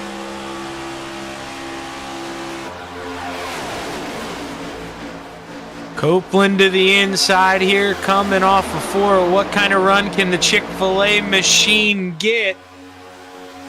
He's got that 7 all over his rear bumper there of... I'm seeing on... Are you seeing the same name I'm seeing there for the driver in the 7? Well, I'm seeing Trash Hill. It's going to be okay. We'll live here. But, guys, you know, we're the new guys. So if you're not going to fill Daniel B. Hill. There we go, Daniel B. Hill. But he figured out, or he wrote his own Discord, or I mean his own nickname there is Trash Hill. So he did it to himself, poor Daniel. You know, Bill Street, who dominated the front part of this race, when that caution came out, he was 13th. I'm guessing he came in and probably topped off. I wondered if he got tires too, but he is now sitting back 23rd. And for the first 40 laps of this race, that was your dominant driver. Now he's stuck mid-pack. Yeah, and with guys, I mean, they're getting aggressive. That 11 all over the back of the 7 there on the outside. He had to check up. These guys are ready to go. So if you're stuck in the back right now, John, unless you're willing to hang it out and make it 3 wide, I just don't know where you're going to go right now. Yeah, it's still too early for that. Unless you get behind somebody that has damage on their nose, that's, you know, slowing everything down, then you might have to make something happen to get around him. Or even somebody that's just dancing all over the track. You know, I've been in these too where I get behind somebody and it's, oh, they hold a great line. I know, hey, I can stay right here. They're going to make good decisions. But I've also been behind people that are touching the yellow line, going up to the middle line, and just not holding it. It's like, yep, got to get around them. So depending on what your situation is, that's how you should act. No, you know, I'm so glad you brought that up, John, because how much of that when you're driving through the field, are you taking notes of drivers? You know, maybe drivers with damage constantly on their race car and stuff like that. I mean, you got to be observant, right? Yeah, I mean, for me, I feel like my brain turns into a computer on the track. I am always downloading information, whether it be something I do, wow, that picked me up a half a tenth, or ooh, that really killed my momentum, and banking all kinds of information from the time the green flag flies to the checkered flags, how guys are driving, yeah, all that stuff, all at once. 23 to Josh Robinson here, trying to take a peek, but that inside line there just too spread out. You see the gap, the spacing between those front 4 cars on the bottom. I mean, the 4, John, I guess that's kind of, a stretch, but you really do, you need those 3 guys. 2 can do it, but if you have 3 guys working together, that's where you get unstoppable. Yeah, it really, really is. And, it takes a lot of patience and a lot of discipline to stay in that, especially if it's not one of your teammates. And you know what? Everybody gets behind someone maybe they've had a beef with at some point. That's a funny thing about this. Sometimes you have to work with somebody that you may not like very much, but you know what? Your interests line up at this moment in time. Yeah, I mean, sometimes when you have the same goal, you may have to use that other guy even when you don't want to. The outside coming back here. The 7 a little bit to the right. Are we thinking about 3 wide? No. Cracks the throttle, jumps in line. I thought he was thinking about going to that top shelf. And, well, John, he's into the back of him. Whoa, yeah, what a catch. You saw him get squirrely there, and that's why I say if you bump off to the side, John, that's what it's going to do to the driver in front of you. What hands there by the 55 of Dale Copeland. That would have been a hell of a job. And see, now the 7's bumping him through the tri-oval. That, I would not be doing that. That's a recipe for disaster. Yeah, no, I'm with you. That's when the white flag's in the air and you're trying to go get it right now. If I am Copeland, I'm considering, if you get a big run down the backstretch, even dropping down, maybe letting the 7 go by because yeah, but problem, Zach, if you do that, you're going to wind up 23rd. You're right. That's why I'm up here, John. That's why I'm up here. I need people like you to remind me stuff like that. Sometimes you got to be aggressive. You can't always play the safe card. Yeah, best thing you can do, if Dale Copeland, the best thing he can do is look out that windshield and hold his car where he wants to do it. Be ready for anything. But that moving them around here, I think, has killed their momentum on the outside. A couple times getting them out of shape here. We pretty much have a 24 car front pack, and then from 25th on back, we got 77 there, Roger Hurley leading that front pack. And John, are you liking where they're at? Do you think, are we anticipating another caution, or they may be playing it a little? Yeah, I think it'll be the 55 and the 7 because they continue to bump drop. Got them squirrely again, and all of a sudden that inside line, the 2 guys that aren't even stuck together, just drove right around them. 17's now coming through. They're going to lose 3 more spots with this. Yeah, and that's where, if you're that guy behind you, you're thinking you're helping, being all over that rear bumper, hitting him. But in actuality, John, you're making that guy uncomfortable, and you're just really, you're stunting your growth up there on the high side. Yeah, but when you do that, though, when you get them squirrely, it will affect RPMs. And, you're talking, we talked the field. What do we have, 30-some-odd cars, less than a tenth apart? You slow somebody up a half a tenth, all of a sudden here, that's a big deal here. Right there, you hit them square, that's good. But by the time you get to that Sunoco sign, you got to be off of them because they're starting to turn their wheel.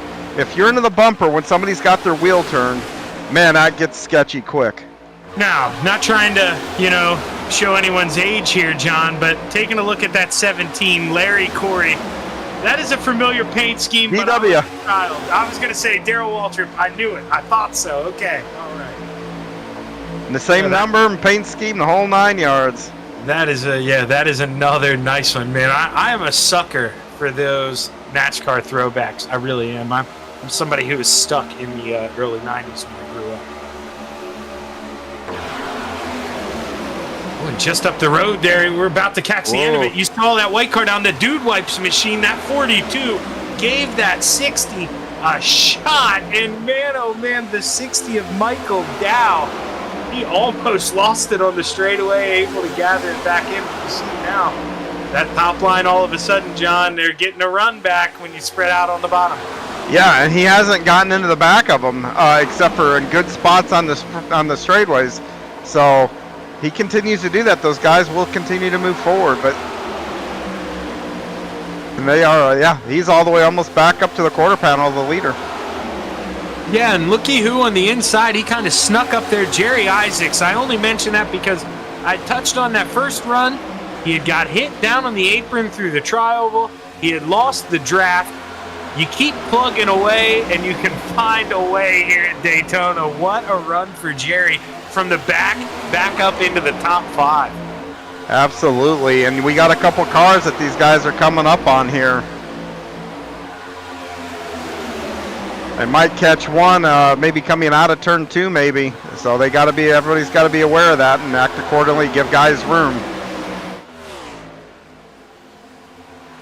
And I'm with you. If I'm the lap car, I try to go low here, but yeah, at the same time, if you're the lap car and you go high, I think it is a little easier to assimilate into traffic and not lose that track. Yep, and that's where he's going. He heads right out to the wall here. Yeah, That's how everybody on the bottom has to know that outside line's coming down on you.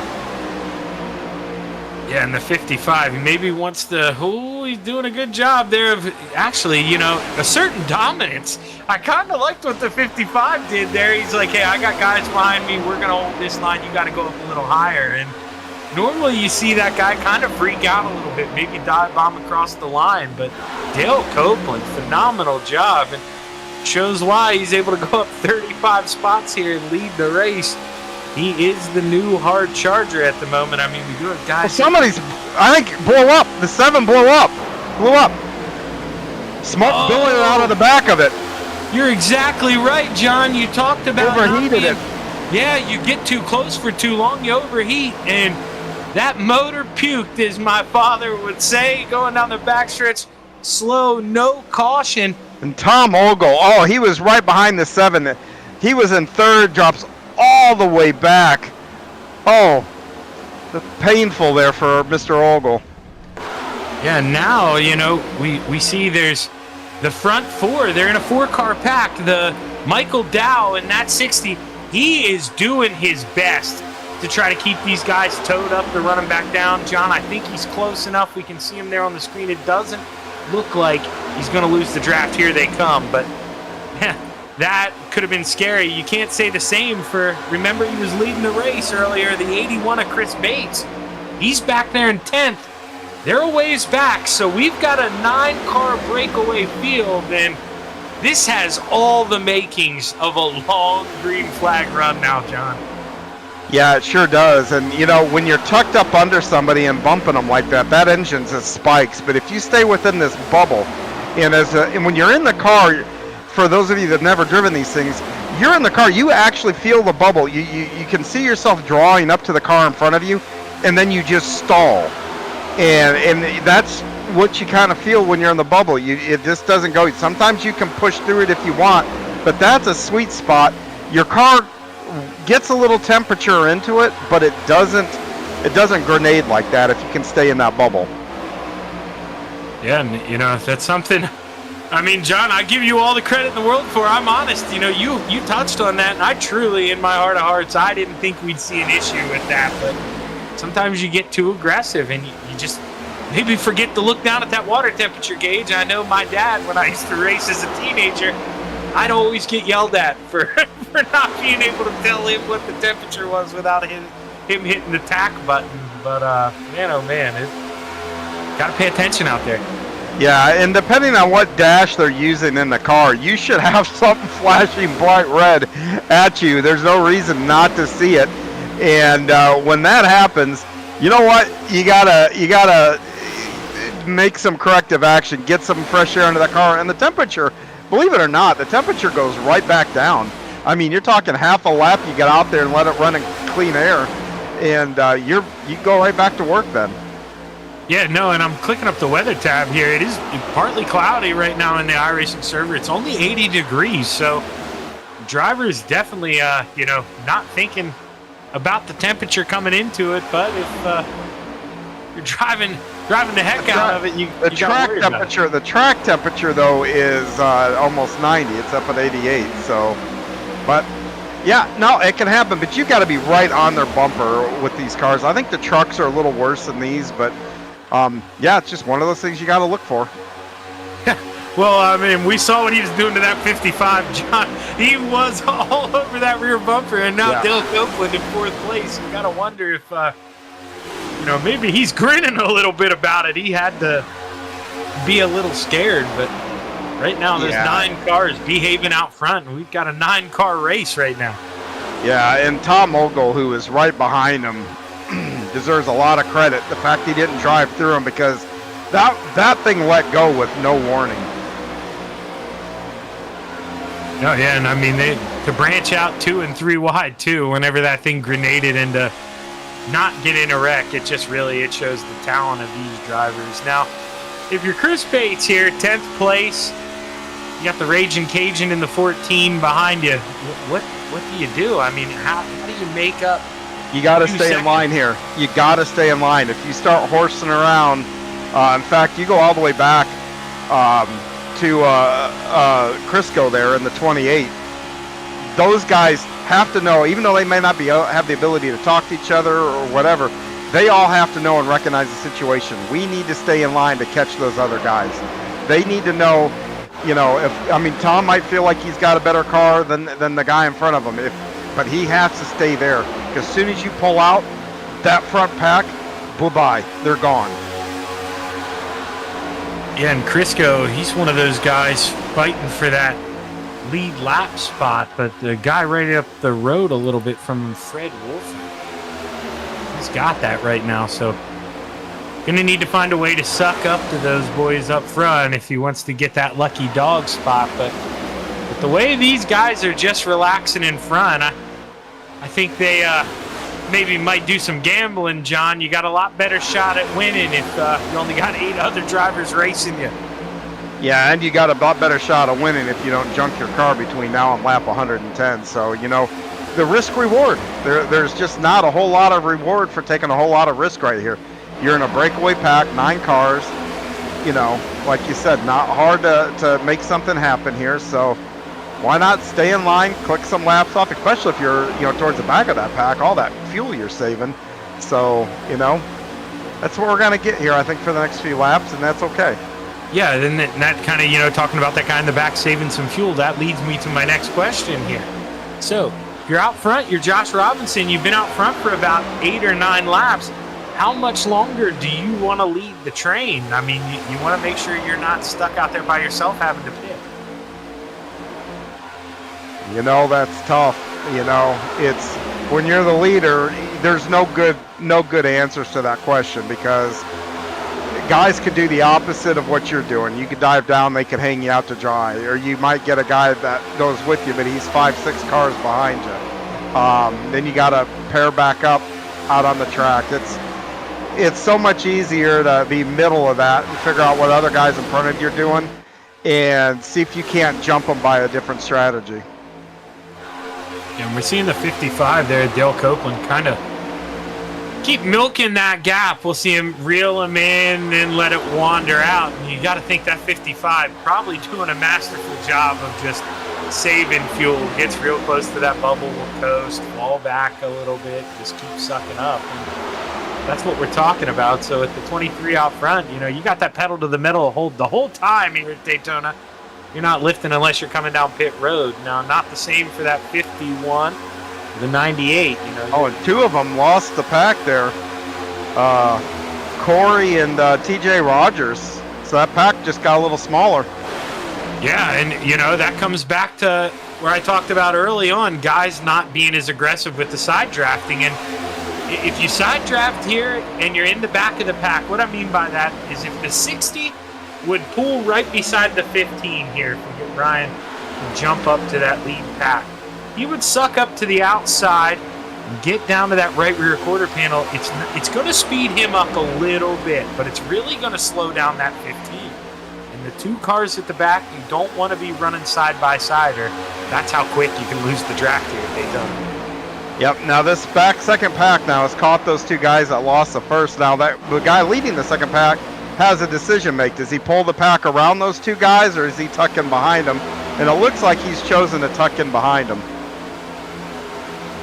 Yeah, maybe not the bad move here if you're the 81 thinking, I need to save some fuel. But if you're trying to keep that momentum up, maybe not the way to go about it, because, you're going to have to get those guys up to speed for about 3/4 of a lap at least. You're going to watch that gap increase, but maybe a long-term move here for the 81.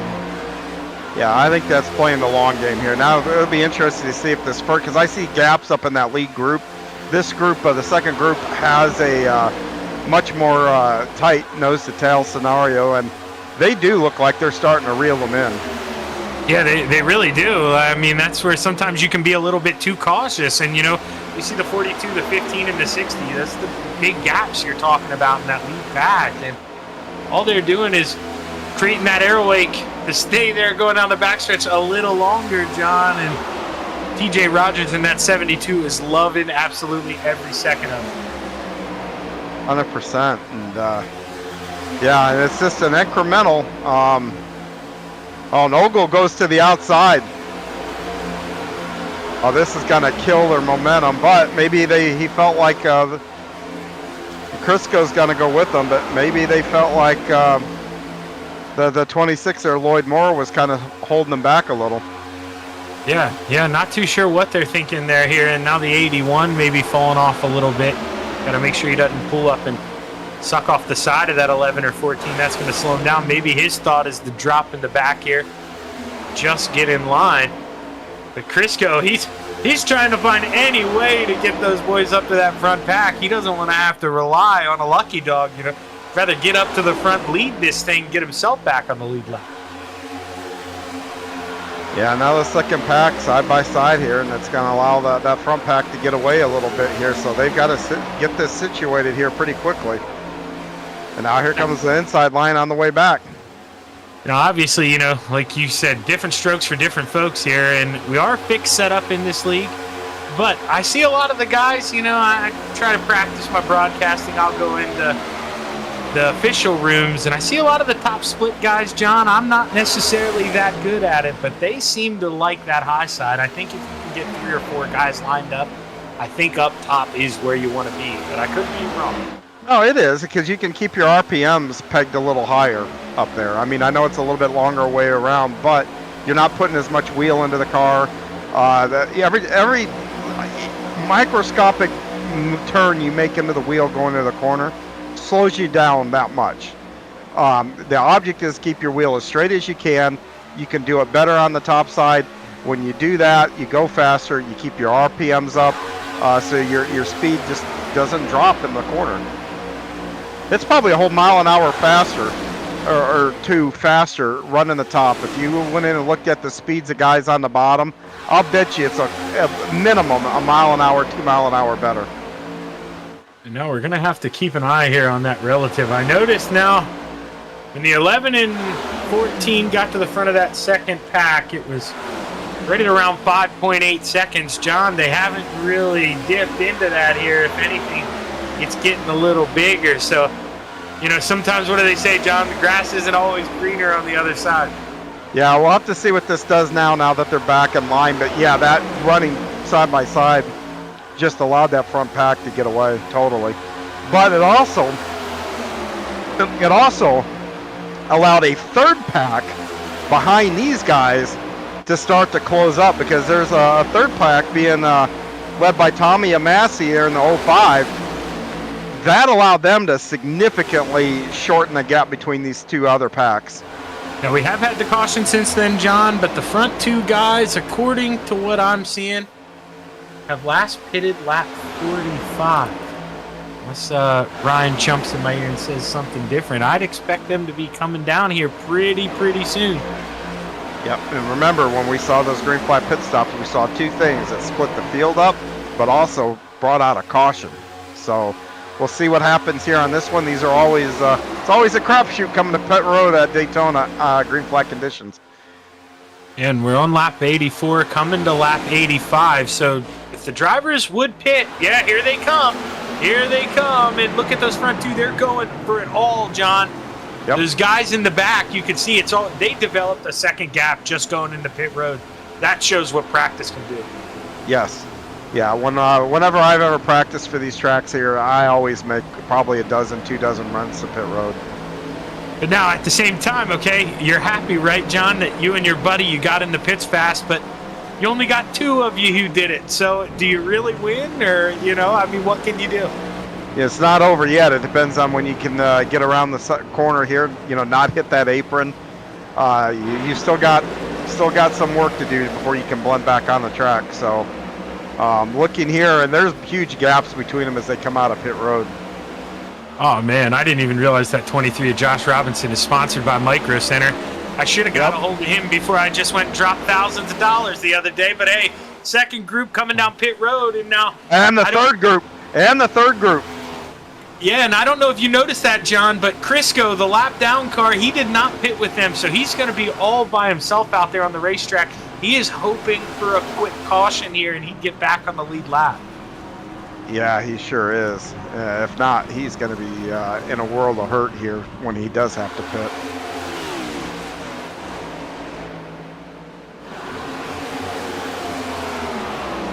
Fine. So Josh Robinson here in the 51. They're crossing the start-finish line right now. Look at the cameraman. He finds it too. I'm telling you, Ryan, he's the unsung hero of VGN. I mean, doesn't even need me to talk. He could do this without us. This is the battle we're paying attention to. They're easily... I see another black flag that's popped up for Bob Fellenbaum, so we may have another pit road violation here. And definitely not what you want to see there, but tell you what, John, something I maybe do like to see. Look at the leader, the double deuce, Bruce Pearson. We have not talked about him all night, but this is a guy we are very, very familiar with. Welcome to the lead, Bruce Pearson. We are, and hopefully he's not driving angry. I think he was in the top 5 last night in a late model, and someone, we won't name names, but he may be sitting here in the booth next to you, Zach, but got into the back of him a little bit and got him around. Well, got him sideways. I think somebody else finished him off, but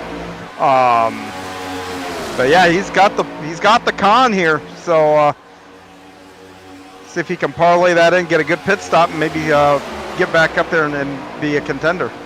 Yeah, and he's one of the drivers that pitted on lap 53. Same with the rest behind him. So as you talked about, they come in here, they're not going to need as much fuel as everyone else who just pitted. So they may save themselves even a little bit of time just, going with the lighter fuel load. But right now, if these 4 could stay together and absolutely nail their pit stop, I mean, this could be the story of the race. Yeah, and I'm going to tell you, too, there's no longer groups. There's small groups of cars, but no big groups out there as they've kind of cycled through here.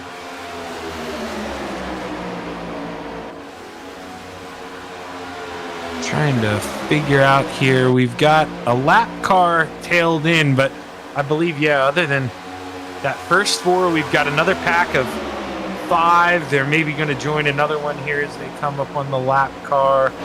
Talking about Josh Robinson in the 23. Yeah, but right now Pearson is leading there, and the car that in there, the odd man out, the Lonnie Curry machine of that number 79, he is a lap down, but all these other guys are all up on that same lap there.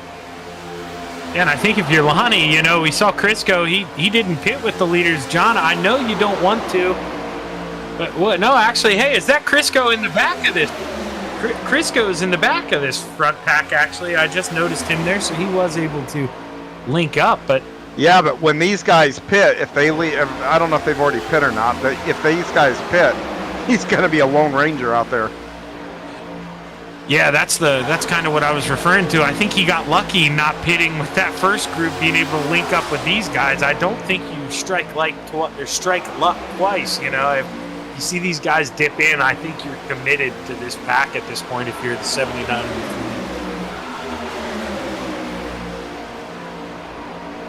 3. There's the 23. He's the guy who, depending on how this front group do pit stops, he should inherit the lead.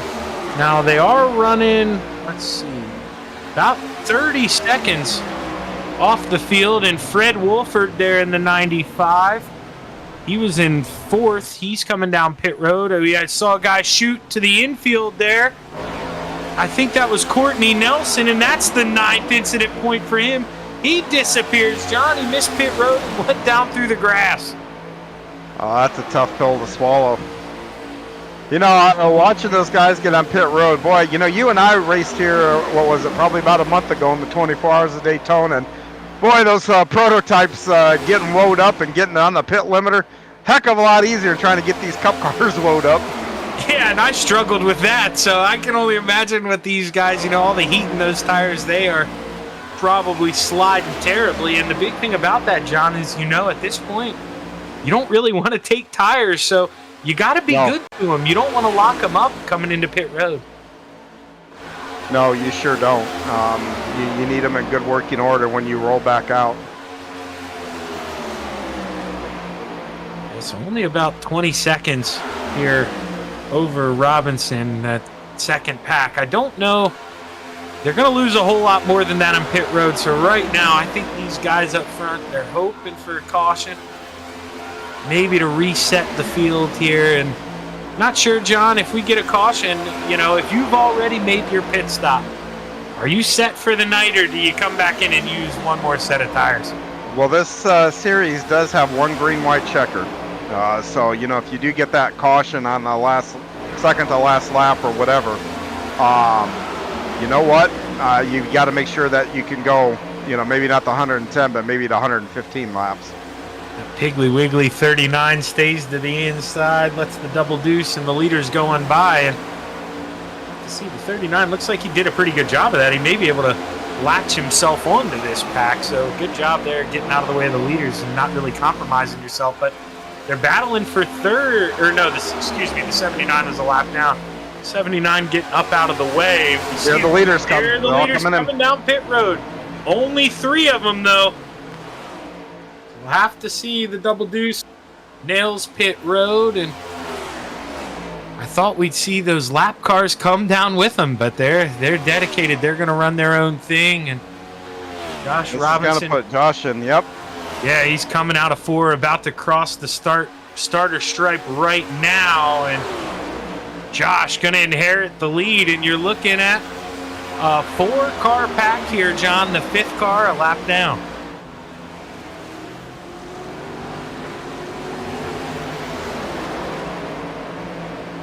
Yeah, Brian Lynch had some issues, I think, in one of the first cautions of the night. But I tell you, that 55 Chick-fil-A, we've seen him have the pace to run up front here, and he's in this thing. Yeah, he is. But right now, the way the 51 and the 23 are working together, how aggressive they entered that last pit stop. Man, if those two keep working together, it's going to be tough. Yep, lap car down pit road, and now it returns. If you're the 42, John, going down the straightaway, are you right-clicking on anybody's name behind you and asking for some help? Well, I'm going to tell you right now, if I'm the top 4, there's no way. We're getting down to it. Pay windows open. We got 15 laps to go. Right now, Raging Cajun Jones, 5th place, is, I don't know, a quarter of a lap behind him. I stay in line, and you know what? The 4 of us, we're going to settle it on the last 2 laps. Yeah, and, it may not sound right to everyone out there listening, but I think the person I want to be the least right now, John, is that 23. He is going to be the most helpless man in the world when that white flag waves if he's out there. Yeah, he is, and you got to wait. Then he's got to have to make a decision, too. How wide does he want to make that car? Because the wider you make it, that increases the chances of maybe getting an incident. You come all this way, you have a good points night. Are you thinking points already? You're trying to get a Daytona win. So depending on how he weighs things, is going to be how he defends when that time comes. Yeah, and it is what it is. Anybody who watches NASCAR, they know. Restrictor plate racing, this is the best chance for your normal driver to go out here and get the win. And yes, talking to the owner here, a win gets you in. It's just like NASCAR. So you go out there, you get yourself a checkered flag. You can take it easy here for the next 20-some races. You still want to add those points up, but you're going to find yourself in the playoffs. So even if we find out the 51 and the 23 end up being teammates, John, I think all that goes out the window. Yeah, and the nice thing, too, you're in a league here, so it's not open setup where it's every man for himself. If you're going to do something, put somebody in a bad spot, you've got to run with them next week, so you need to measure yourself. what you do and what kind of positions you put folks in. You know, you don't want to put somebody in the fence that's come all that long way, because it's racing. What comes around can go around pretty easy. But these guys are got to grab another pack here. So I'm going to bet that either all of them are going to get out of the way, or means they're going to have to go to the outside, which is going to slow them down. It's going to allow that back, the second pack there to catch up to them a little bit. Still might not be enough, but or do they tuck in and make one big pack and push? Yeah, I mean, they're definitely not making up the time. I don't think they would like to, but the Raging Cajun back there leading the second pack, they were at 1.12 and a half back, so they've gotten into that a second. But you're just watching the sand go out of the hourglass here as we come out of 4. We're only going to have 12 laps to go, so unless they get a real series of unfortunate events up here up front, I don't think that second pack's going to catch them. No, and they're going to start the leaders here are going to actually get the draft from these guys, so they're going to have the benefit of a draft on a lap that's going to really goose that number and probably get a little separation there. No, and you got to wonder, too, Tom Ogle, you know, that guy in the second pack there pushing. He doesn't want to suffer the same fate as we saw earlier, blowing that motor. So you want to be aggressive. You want to catch those guys. But at the end of the day, now those guys ahead of the leaders are too wide. Holy cow. This has a recipe for disaster. Those guys are dicing up there. Yeah, and, you know, I mean, they may be a lap down, but they're racing. So these front 4, they got to find their way through. And, oh, man, nowhere to go. Oh, they had to pull the reins on the horse, John. You know, it looks like they're going to make it work, but you know and I know. Josh Robinson, his heart probably stopped for a minute. Yeah, I mean, 5th place, they caught him by almost a second there during that exchange. So yep. You can tell that really, man, that had his heart skipping a beat, that's for sure. But now, what do you do, John? I always find guys arguing different things. If you're this 39, and who is that to his outside? Is that a 97, I believe? What do you do, John? I mean, do you race? Do you try to get back to the front of this pack, or do you let those guys just duel it out here 10 to go? You let them duel. You stay out of it. Your lap down, you're not going to affect this race. Caution comes out and you're part of the lead pack. That's a different thing. Right now, these guys just need to kind of watch the show, you know, and keep in mind the guys that are trying to catch this lead pack, they've got to pass this group too, but now they might not even get to it, because I think this group's going to be able to stay with these leaders and create a big draft here. Yeah, I think, you know, that 07 almost needs to reflect on your last conversation where, you know, you race these guys again 35 more times this season. So if you're up there racing them hard a lap down, those guys, you know as well as I do, John, racers, they don't forget that stuff. And no, especially when you're sitting 23rd and these guys are racing for lead. I'm going to bet Easterlin here. These guys all seem pretty smart guys, so I'm going to bet that that's probably what's going to happen here. You know, open servers, oh yeah, you'll see a guy, you know, try to go up there and lead that pack. Doesn't matter where he's running, but this is a good group of guys here that I've interviewed a few of them on the podcast, and the things that they've described to me, I wouldn't be too worried about that 07 right now. No, yeah, it seems like he's doing a great job just maintaining that gap even. So if the front 4 would have a little bit of a checkup, you know, he's got time to react. No reason to play your cards here when you're a lap down. You said you got the best seat in the house right now, so enjoy the show. But here's the rub of that. I'm going to talk out both sides of my mouth here real quick. Easterlin's sitting 24th or 23rd. Wolford is right behind him in that 95. He's in 24th, so you got 23rd, 24th. So you got 2 guys racing for a spot. So, you know, it's a spot. So, you know, do you try to put a buffer? Do you run hard and try to keep that other guy behind him, which means you might have to stick it to the outside of that 55? So there's a lot of things here that can come to play. No, I think you're exactly right. I think, you know, if you're that 07 or the 95, you got to pick a number in front of you and just say, hey, I'm going to stick to that guy. If he goes high, I'm going to follow him and be his help. He stays low. I'm going to stay down here, and I think that's what we're seeing right now. But when that white flag flies, John, I think they're going to race just as hard there for that 20-odd spot as they will here for the lead. Yeah, most likely, but yeah, like I said, it's you gotta. Every driver has their own code to follow. It doesn't make anyone right or wrong. You know, everybody's entitled to the spot, entitled to the track. So, what you don't want to do is cost somebody the race. You know, you don't want to make a mistake. You go up there and run on the outside, but you don't want to lose control of your car or make a decision that ruins somebody else's that's going for the win when you're not really involved in that battle. And you know something, John, we haven't really talked about, but I know it has cost me in the past. So let's say you've been running in this race the whole time, you've been in the middle of the pack, and you're the 23 of Josh Robinson, and you accidentally have that auto fuel button on, and now all of a sudden, this whole run you've been leading the front pack. Are you worried at all if you're Josh? Do you have enough gas to make it? I mean, they have made him be the snowplow here this whole run. You know, nobody knows except for that guy in that car, but that's why I turned that auto fuel thing off. So I make sure I make my own decisions there when you do it. So depending on what he did, I mean, it could be worrisome. You're right. Yeah, that auto fuel, man, I love iRacing, but when they put that in, that thing creeps up on me. I forget to do that. It'll shorten you up. You may not have enough for a green, white checkers. Yep. Well, you can put you know, how many extra laps you want and that kind of stuff. So I just turn the thing off. I'll turn it on to figure out what I need, and then I'll usually add more to it. So, but that's what I do. Everybody's a little different in how they want to handle that. But we are getting down to it. Pay window is open. We're going to come around here, 5 to go.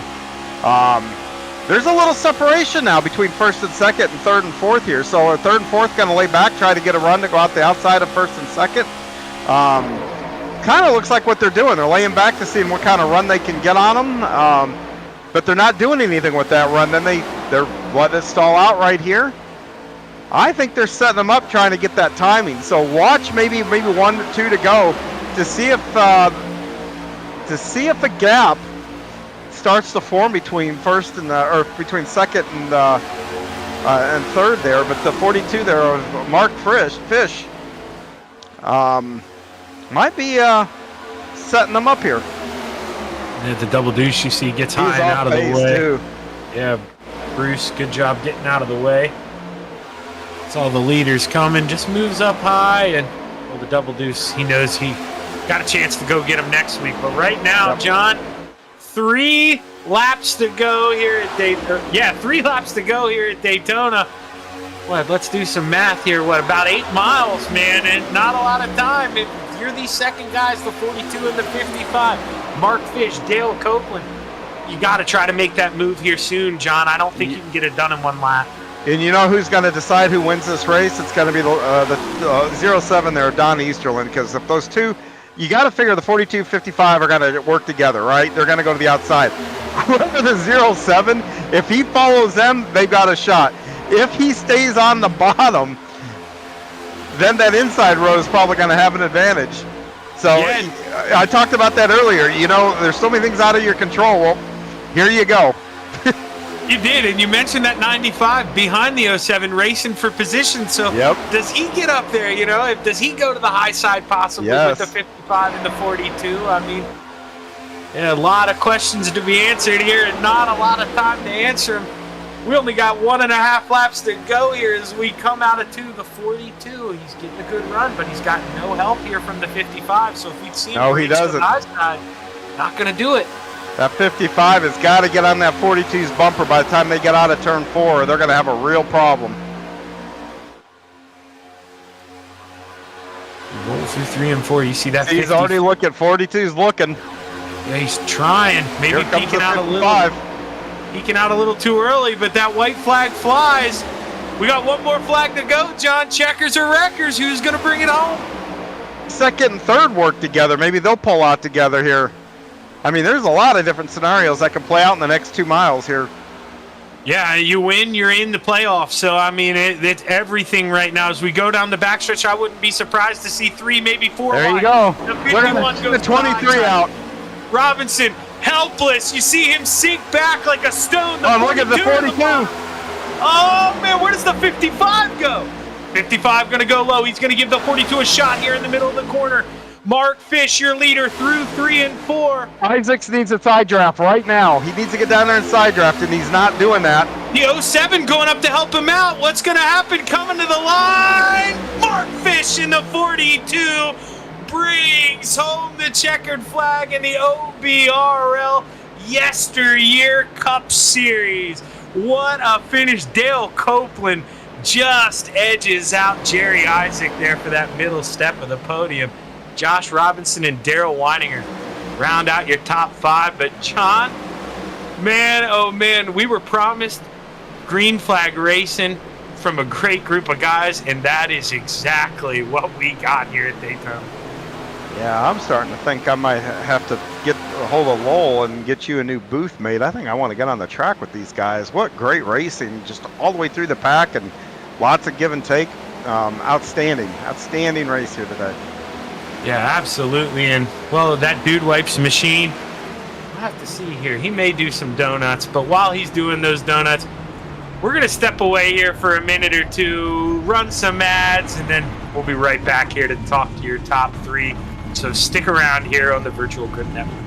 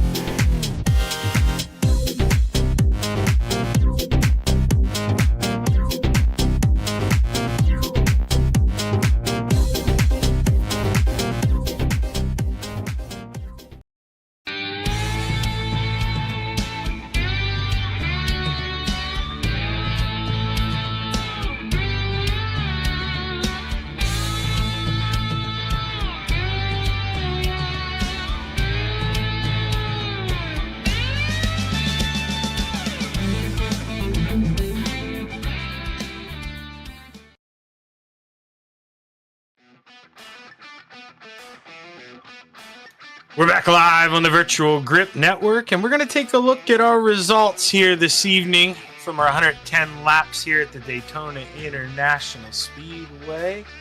Your winner in the 42, Mark Fish, brings home week number 1. Dale Copeland bringing home second, and Jerry Isaacs rounding out the podium. Josh Robinson, you saw John and I kind of let you in on that. I think leading at Daytona the last lap, That is not where you want to be. He goes from first to fourth. Hung out to dry like the laundry, but P4 those at a good points night for Josh Robinson. Daryl Weininger 5th, Michael Dow 6th, Tom Ogle 7th, the Ragin' Cajun 8th, Lloyd Moore 9th, Christian Lushin rounds out the top 10. Let's do the back half of the top 20. Courtney Nelson 11th, TJ Rogers 12th, Patrick Martindale 13th, Bill Martin 14th, Chris Bates 15th, Dave Matson 16th, Victor Lane, the boss man 17th, Roger Hurley 18th, Lonnie Corey 19th, and rounding out the top 20, Tommy Embassy. Yeah, bringing her home 21st is going to be the number 30 of Gavin Adams. He is followed by Don Easterlin.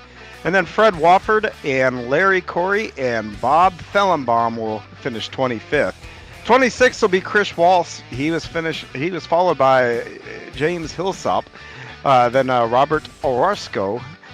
Andy Thomas and Bruce Pearson will finish 30th. Jonathan Green will come home 31st. 32nd will be Jeffrey Leiden. Greg Daniels, 33rd. Brian Lynch, 34th. Kevin Masur finishing 35th. 36th will be Dustin Martinson. 37th will be Torrance Childs. Daniel B. Hill, we saw him blow up while trying to push one of our top 3 finishers, Copeland, out to the lead here, but he comes home 38th. Chris Snydnor, we'll get your names right here eventually, will come home 39th, and Michael Everhart will finish 40th. And rounding out the back 10 of the field, this is where we get in the 59 lap down territory. A lot of these guys involved in that big wreck in the early stage. Sean Foltz bringing it home 41st.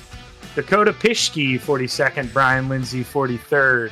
Kevin Strandberg 44th. And 45th, Michael Watts 46th. Dan Edgren. Lee Wartzel 47th. Luke Lane 48th. Alan Wanamaker 49th. And rounding out the field, Greg the Hammer Hammond. And now we're going to see here, we'll try to get a word here with our top 3. First in the booth, I'm going to get a word with the 51 of Jerry Isaacs. Jerry, Shaggy up in the booth, man. You got a copy? I got you, man. Well, I'll tell you what, man. We caught it there early on. You got a love tap coming out of the tri-oval in a checkup, and you have to throw that thing down low going into 1 and 2, and you all but lost the draft at that point, Jerry. What's going through your mind? Did you think you'd be able to recover and bring it home on the podium? Oh, but you were exactly right. Well, that's what was going through my mind. I was like, I cannot lose this draft, and I did. But I saw there was another group behind me, and I felt like if I could get in position to push that second group, we could catch up with the first pack. So, yeah, it was pretty down for a minute, but then, you got to look forward and try and be positive. So I was just pushing to get that second pack up to the first one. I mean, dude, the talent in this league, absolutely exceptional. You guys put on a heck of a race, and it just shows, man, you got to find advantages where you can. And we saw you and Josh Robinson there in the 23 absolutely nail that pit road entrance. I mean, what kind of work, what kind of time goes into just nailing it like that? I mean, you guys were gapping the field on entry. Yeah, that's just practice over and over and over. And you got to get some team or friends to practice, because you can't practice that as a single car because the speed is so much different. But that's all it is. You're exactly right. It's just every time you got to practice. Well, Jerry, man, hard work pays off. You earlier that middle stage of the race, you're probably heading the Palms, just hoping you can stay on the lead lap. You end up parking this thing on the podium. Heck of a job for that Ghost Energy 51, man. Who you want to thank? Well, thank you, Shaggy. Thank you guys for broadcasting. Really appreciate that. And, of course, OBRL for putting me on the league. YesterYear Racing. Check them out at YesterYearRacing.com for sponsoring it. I want to thank my friends at Elliott eSports Elliott Sadler eSports for putting a team out here. And thank the Team Miata guys for letting me run with them tonight. Josh and those guys, Dale, Mark Fish, congratulations. I appreciate you guys letting me run with you tonight and having a good finish. Last, hi, Mom. Oh, yeah, man. Can't forget the mom. Congratulations, Jerry.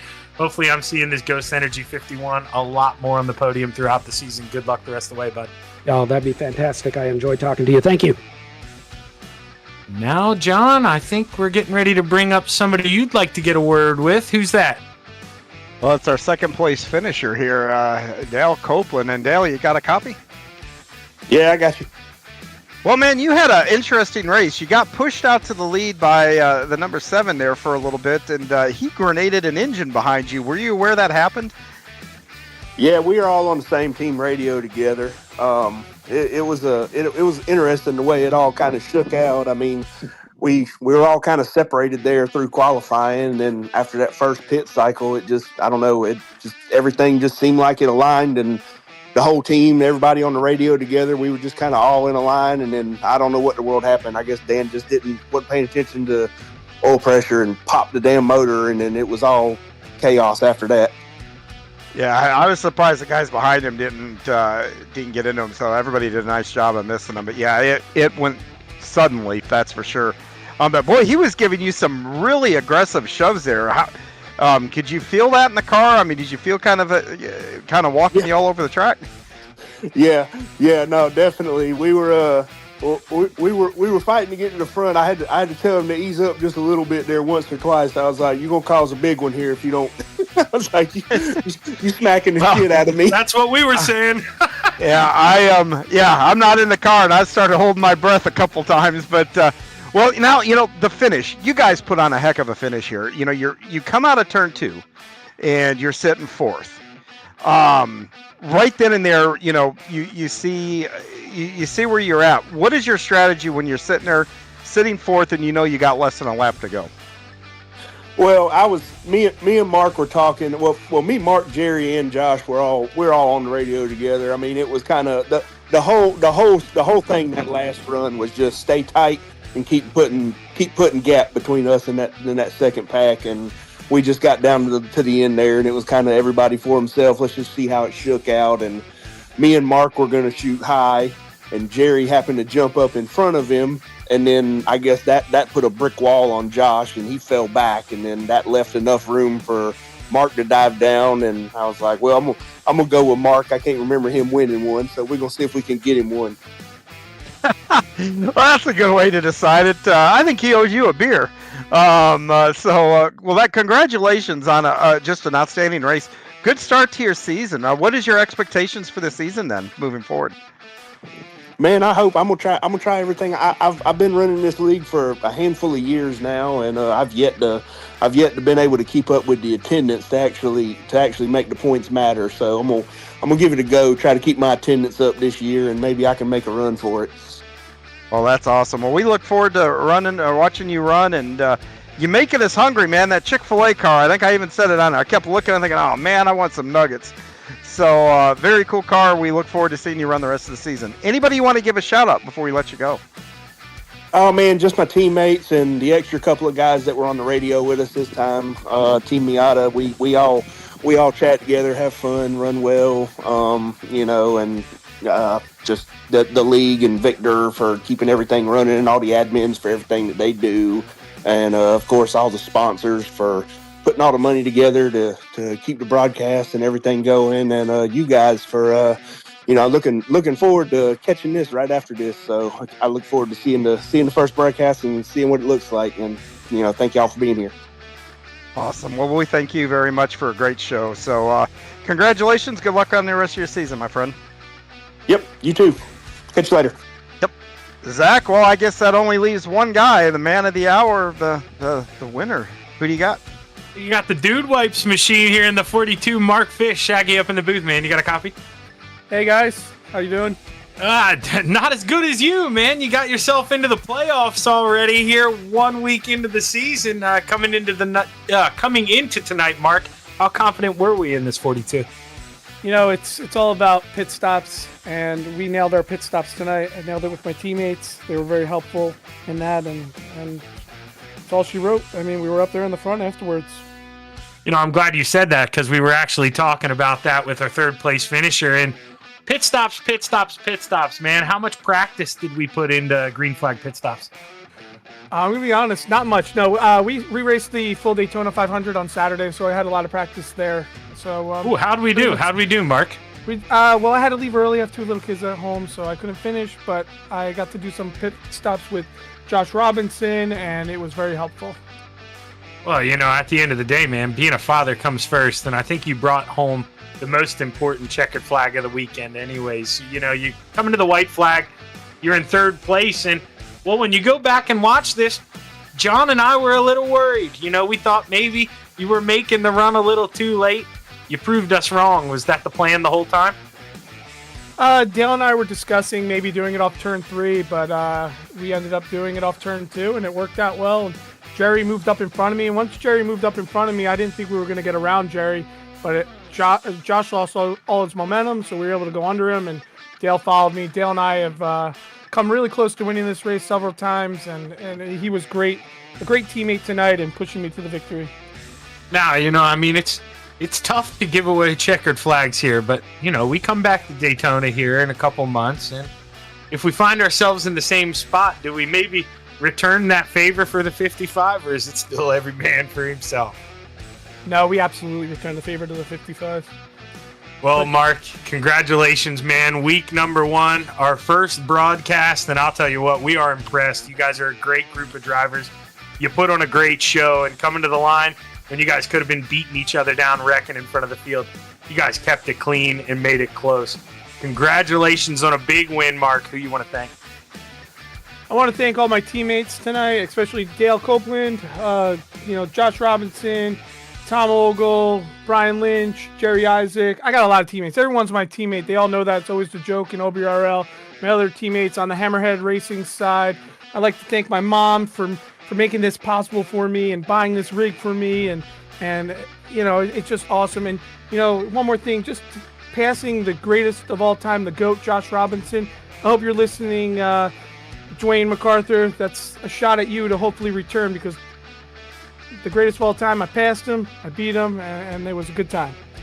Yeah, you did. He's won 3 out of the last 4 championships, but Mark, you put him on notice, man. You already got yourself locked into the playoffs. Congratulations on a big win. Can't wait to talk to you again this season, brother. All right, thanks, guys. Have a good one. And, well, that's going to wrap it up here. I think we're going to take a look at things coming up next here on the Virtual Grip Network. And, of course, next week, right here, Sunday, 7:55 Eastern. John, we're going to be at the Atlanta Motor Speedway. And Atlanta, I don't know what your thoughts are, but that track's changed a lot. You go pretty fast there now, John. You go real fast there. You're in tighter confines, and always a good time down there in Hotlanta. So I look forward to it and cannot wait to be up here in the booth next week for it. Yeah, but before that, next Tuesday, make sure you follow the Virtual Grip Network because, well, you'll hear me on the call. I'll be doing color with my man, Soup, here on the Virtual Grip Network. We got the YesterYear iRacing series. So YesterYear becoming a big part of the Virtual Grip Network. We are happy to be a part of it.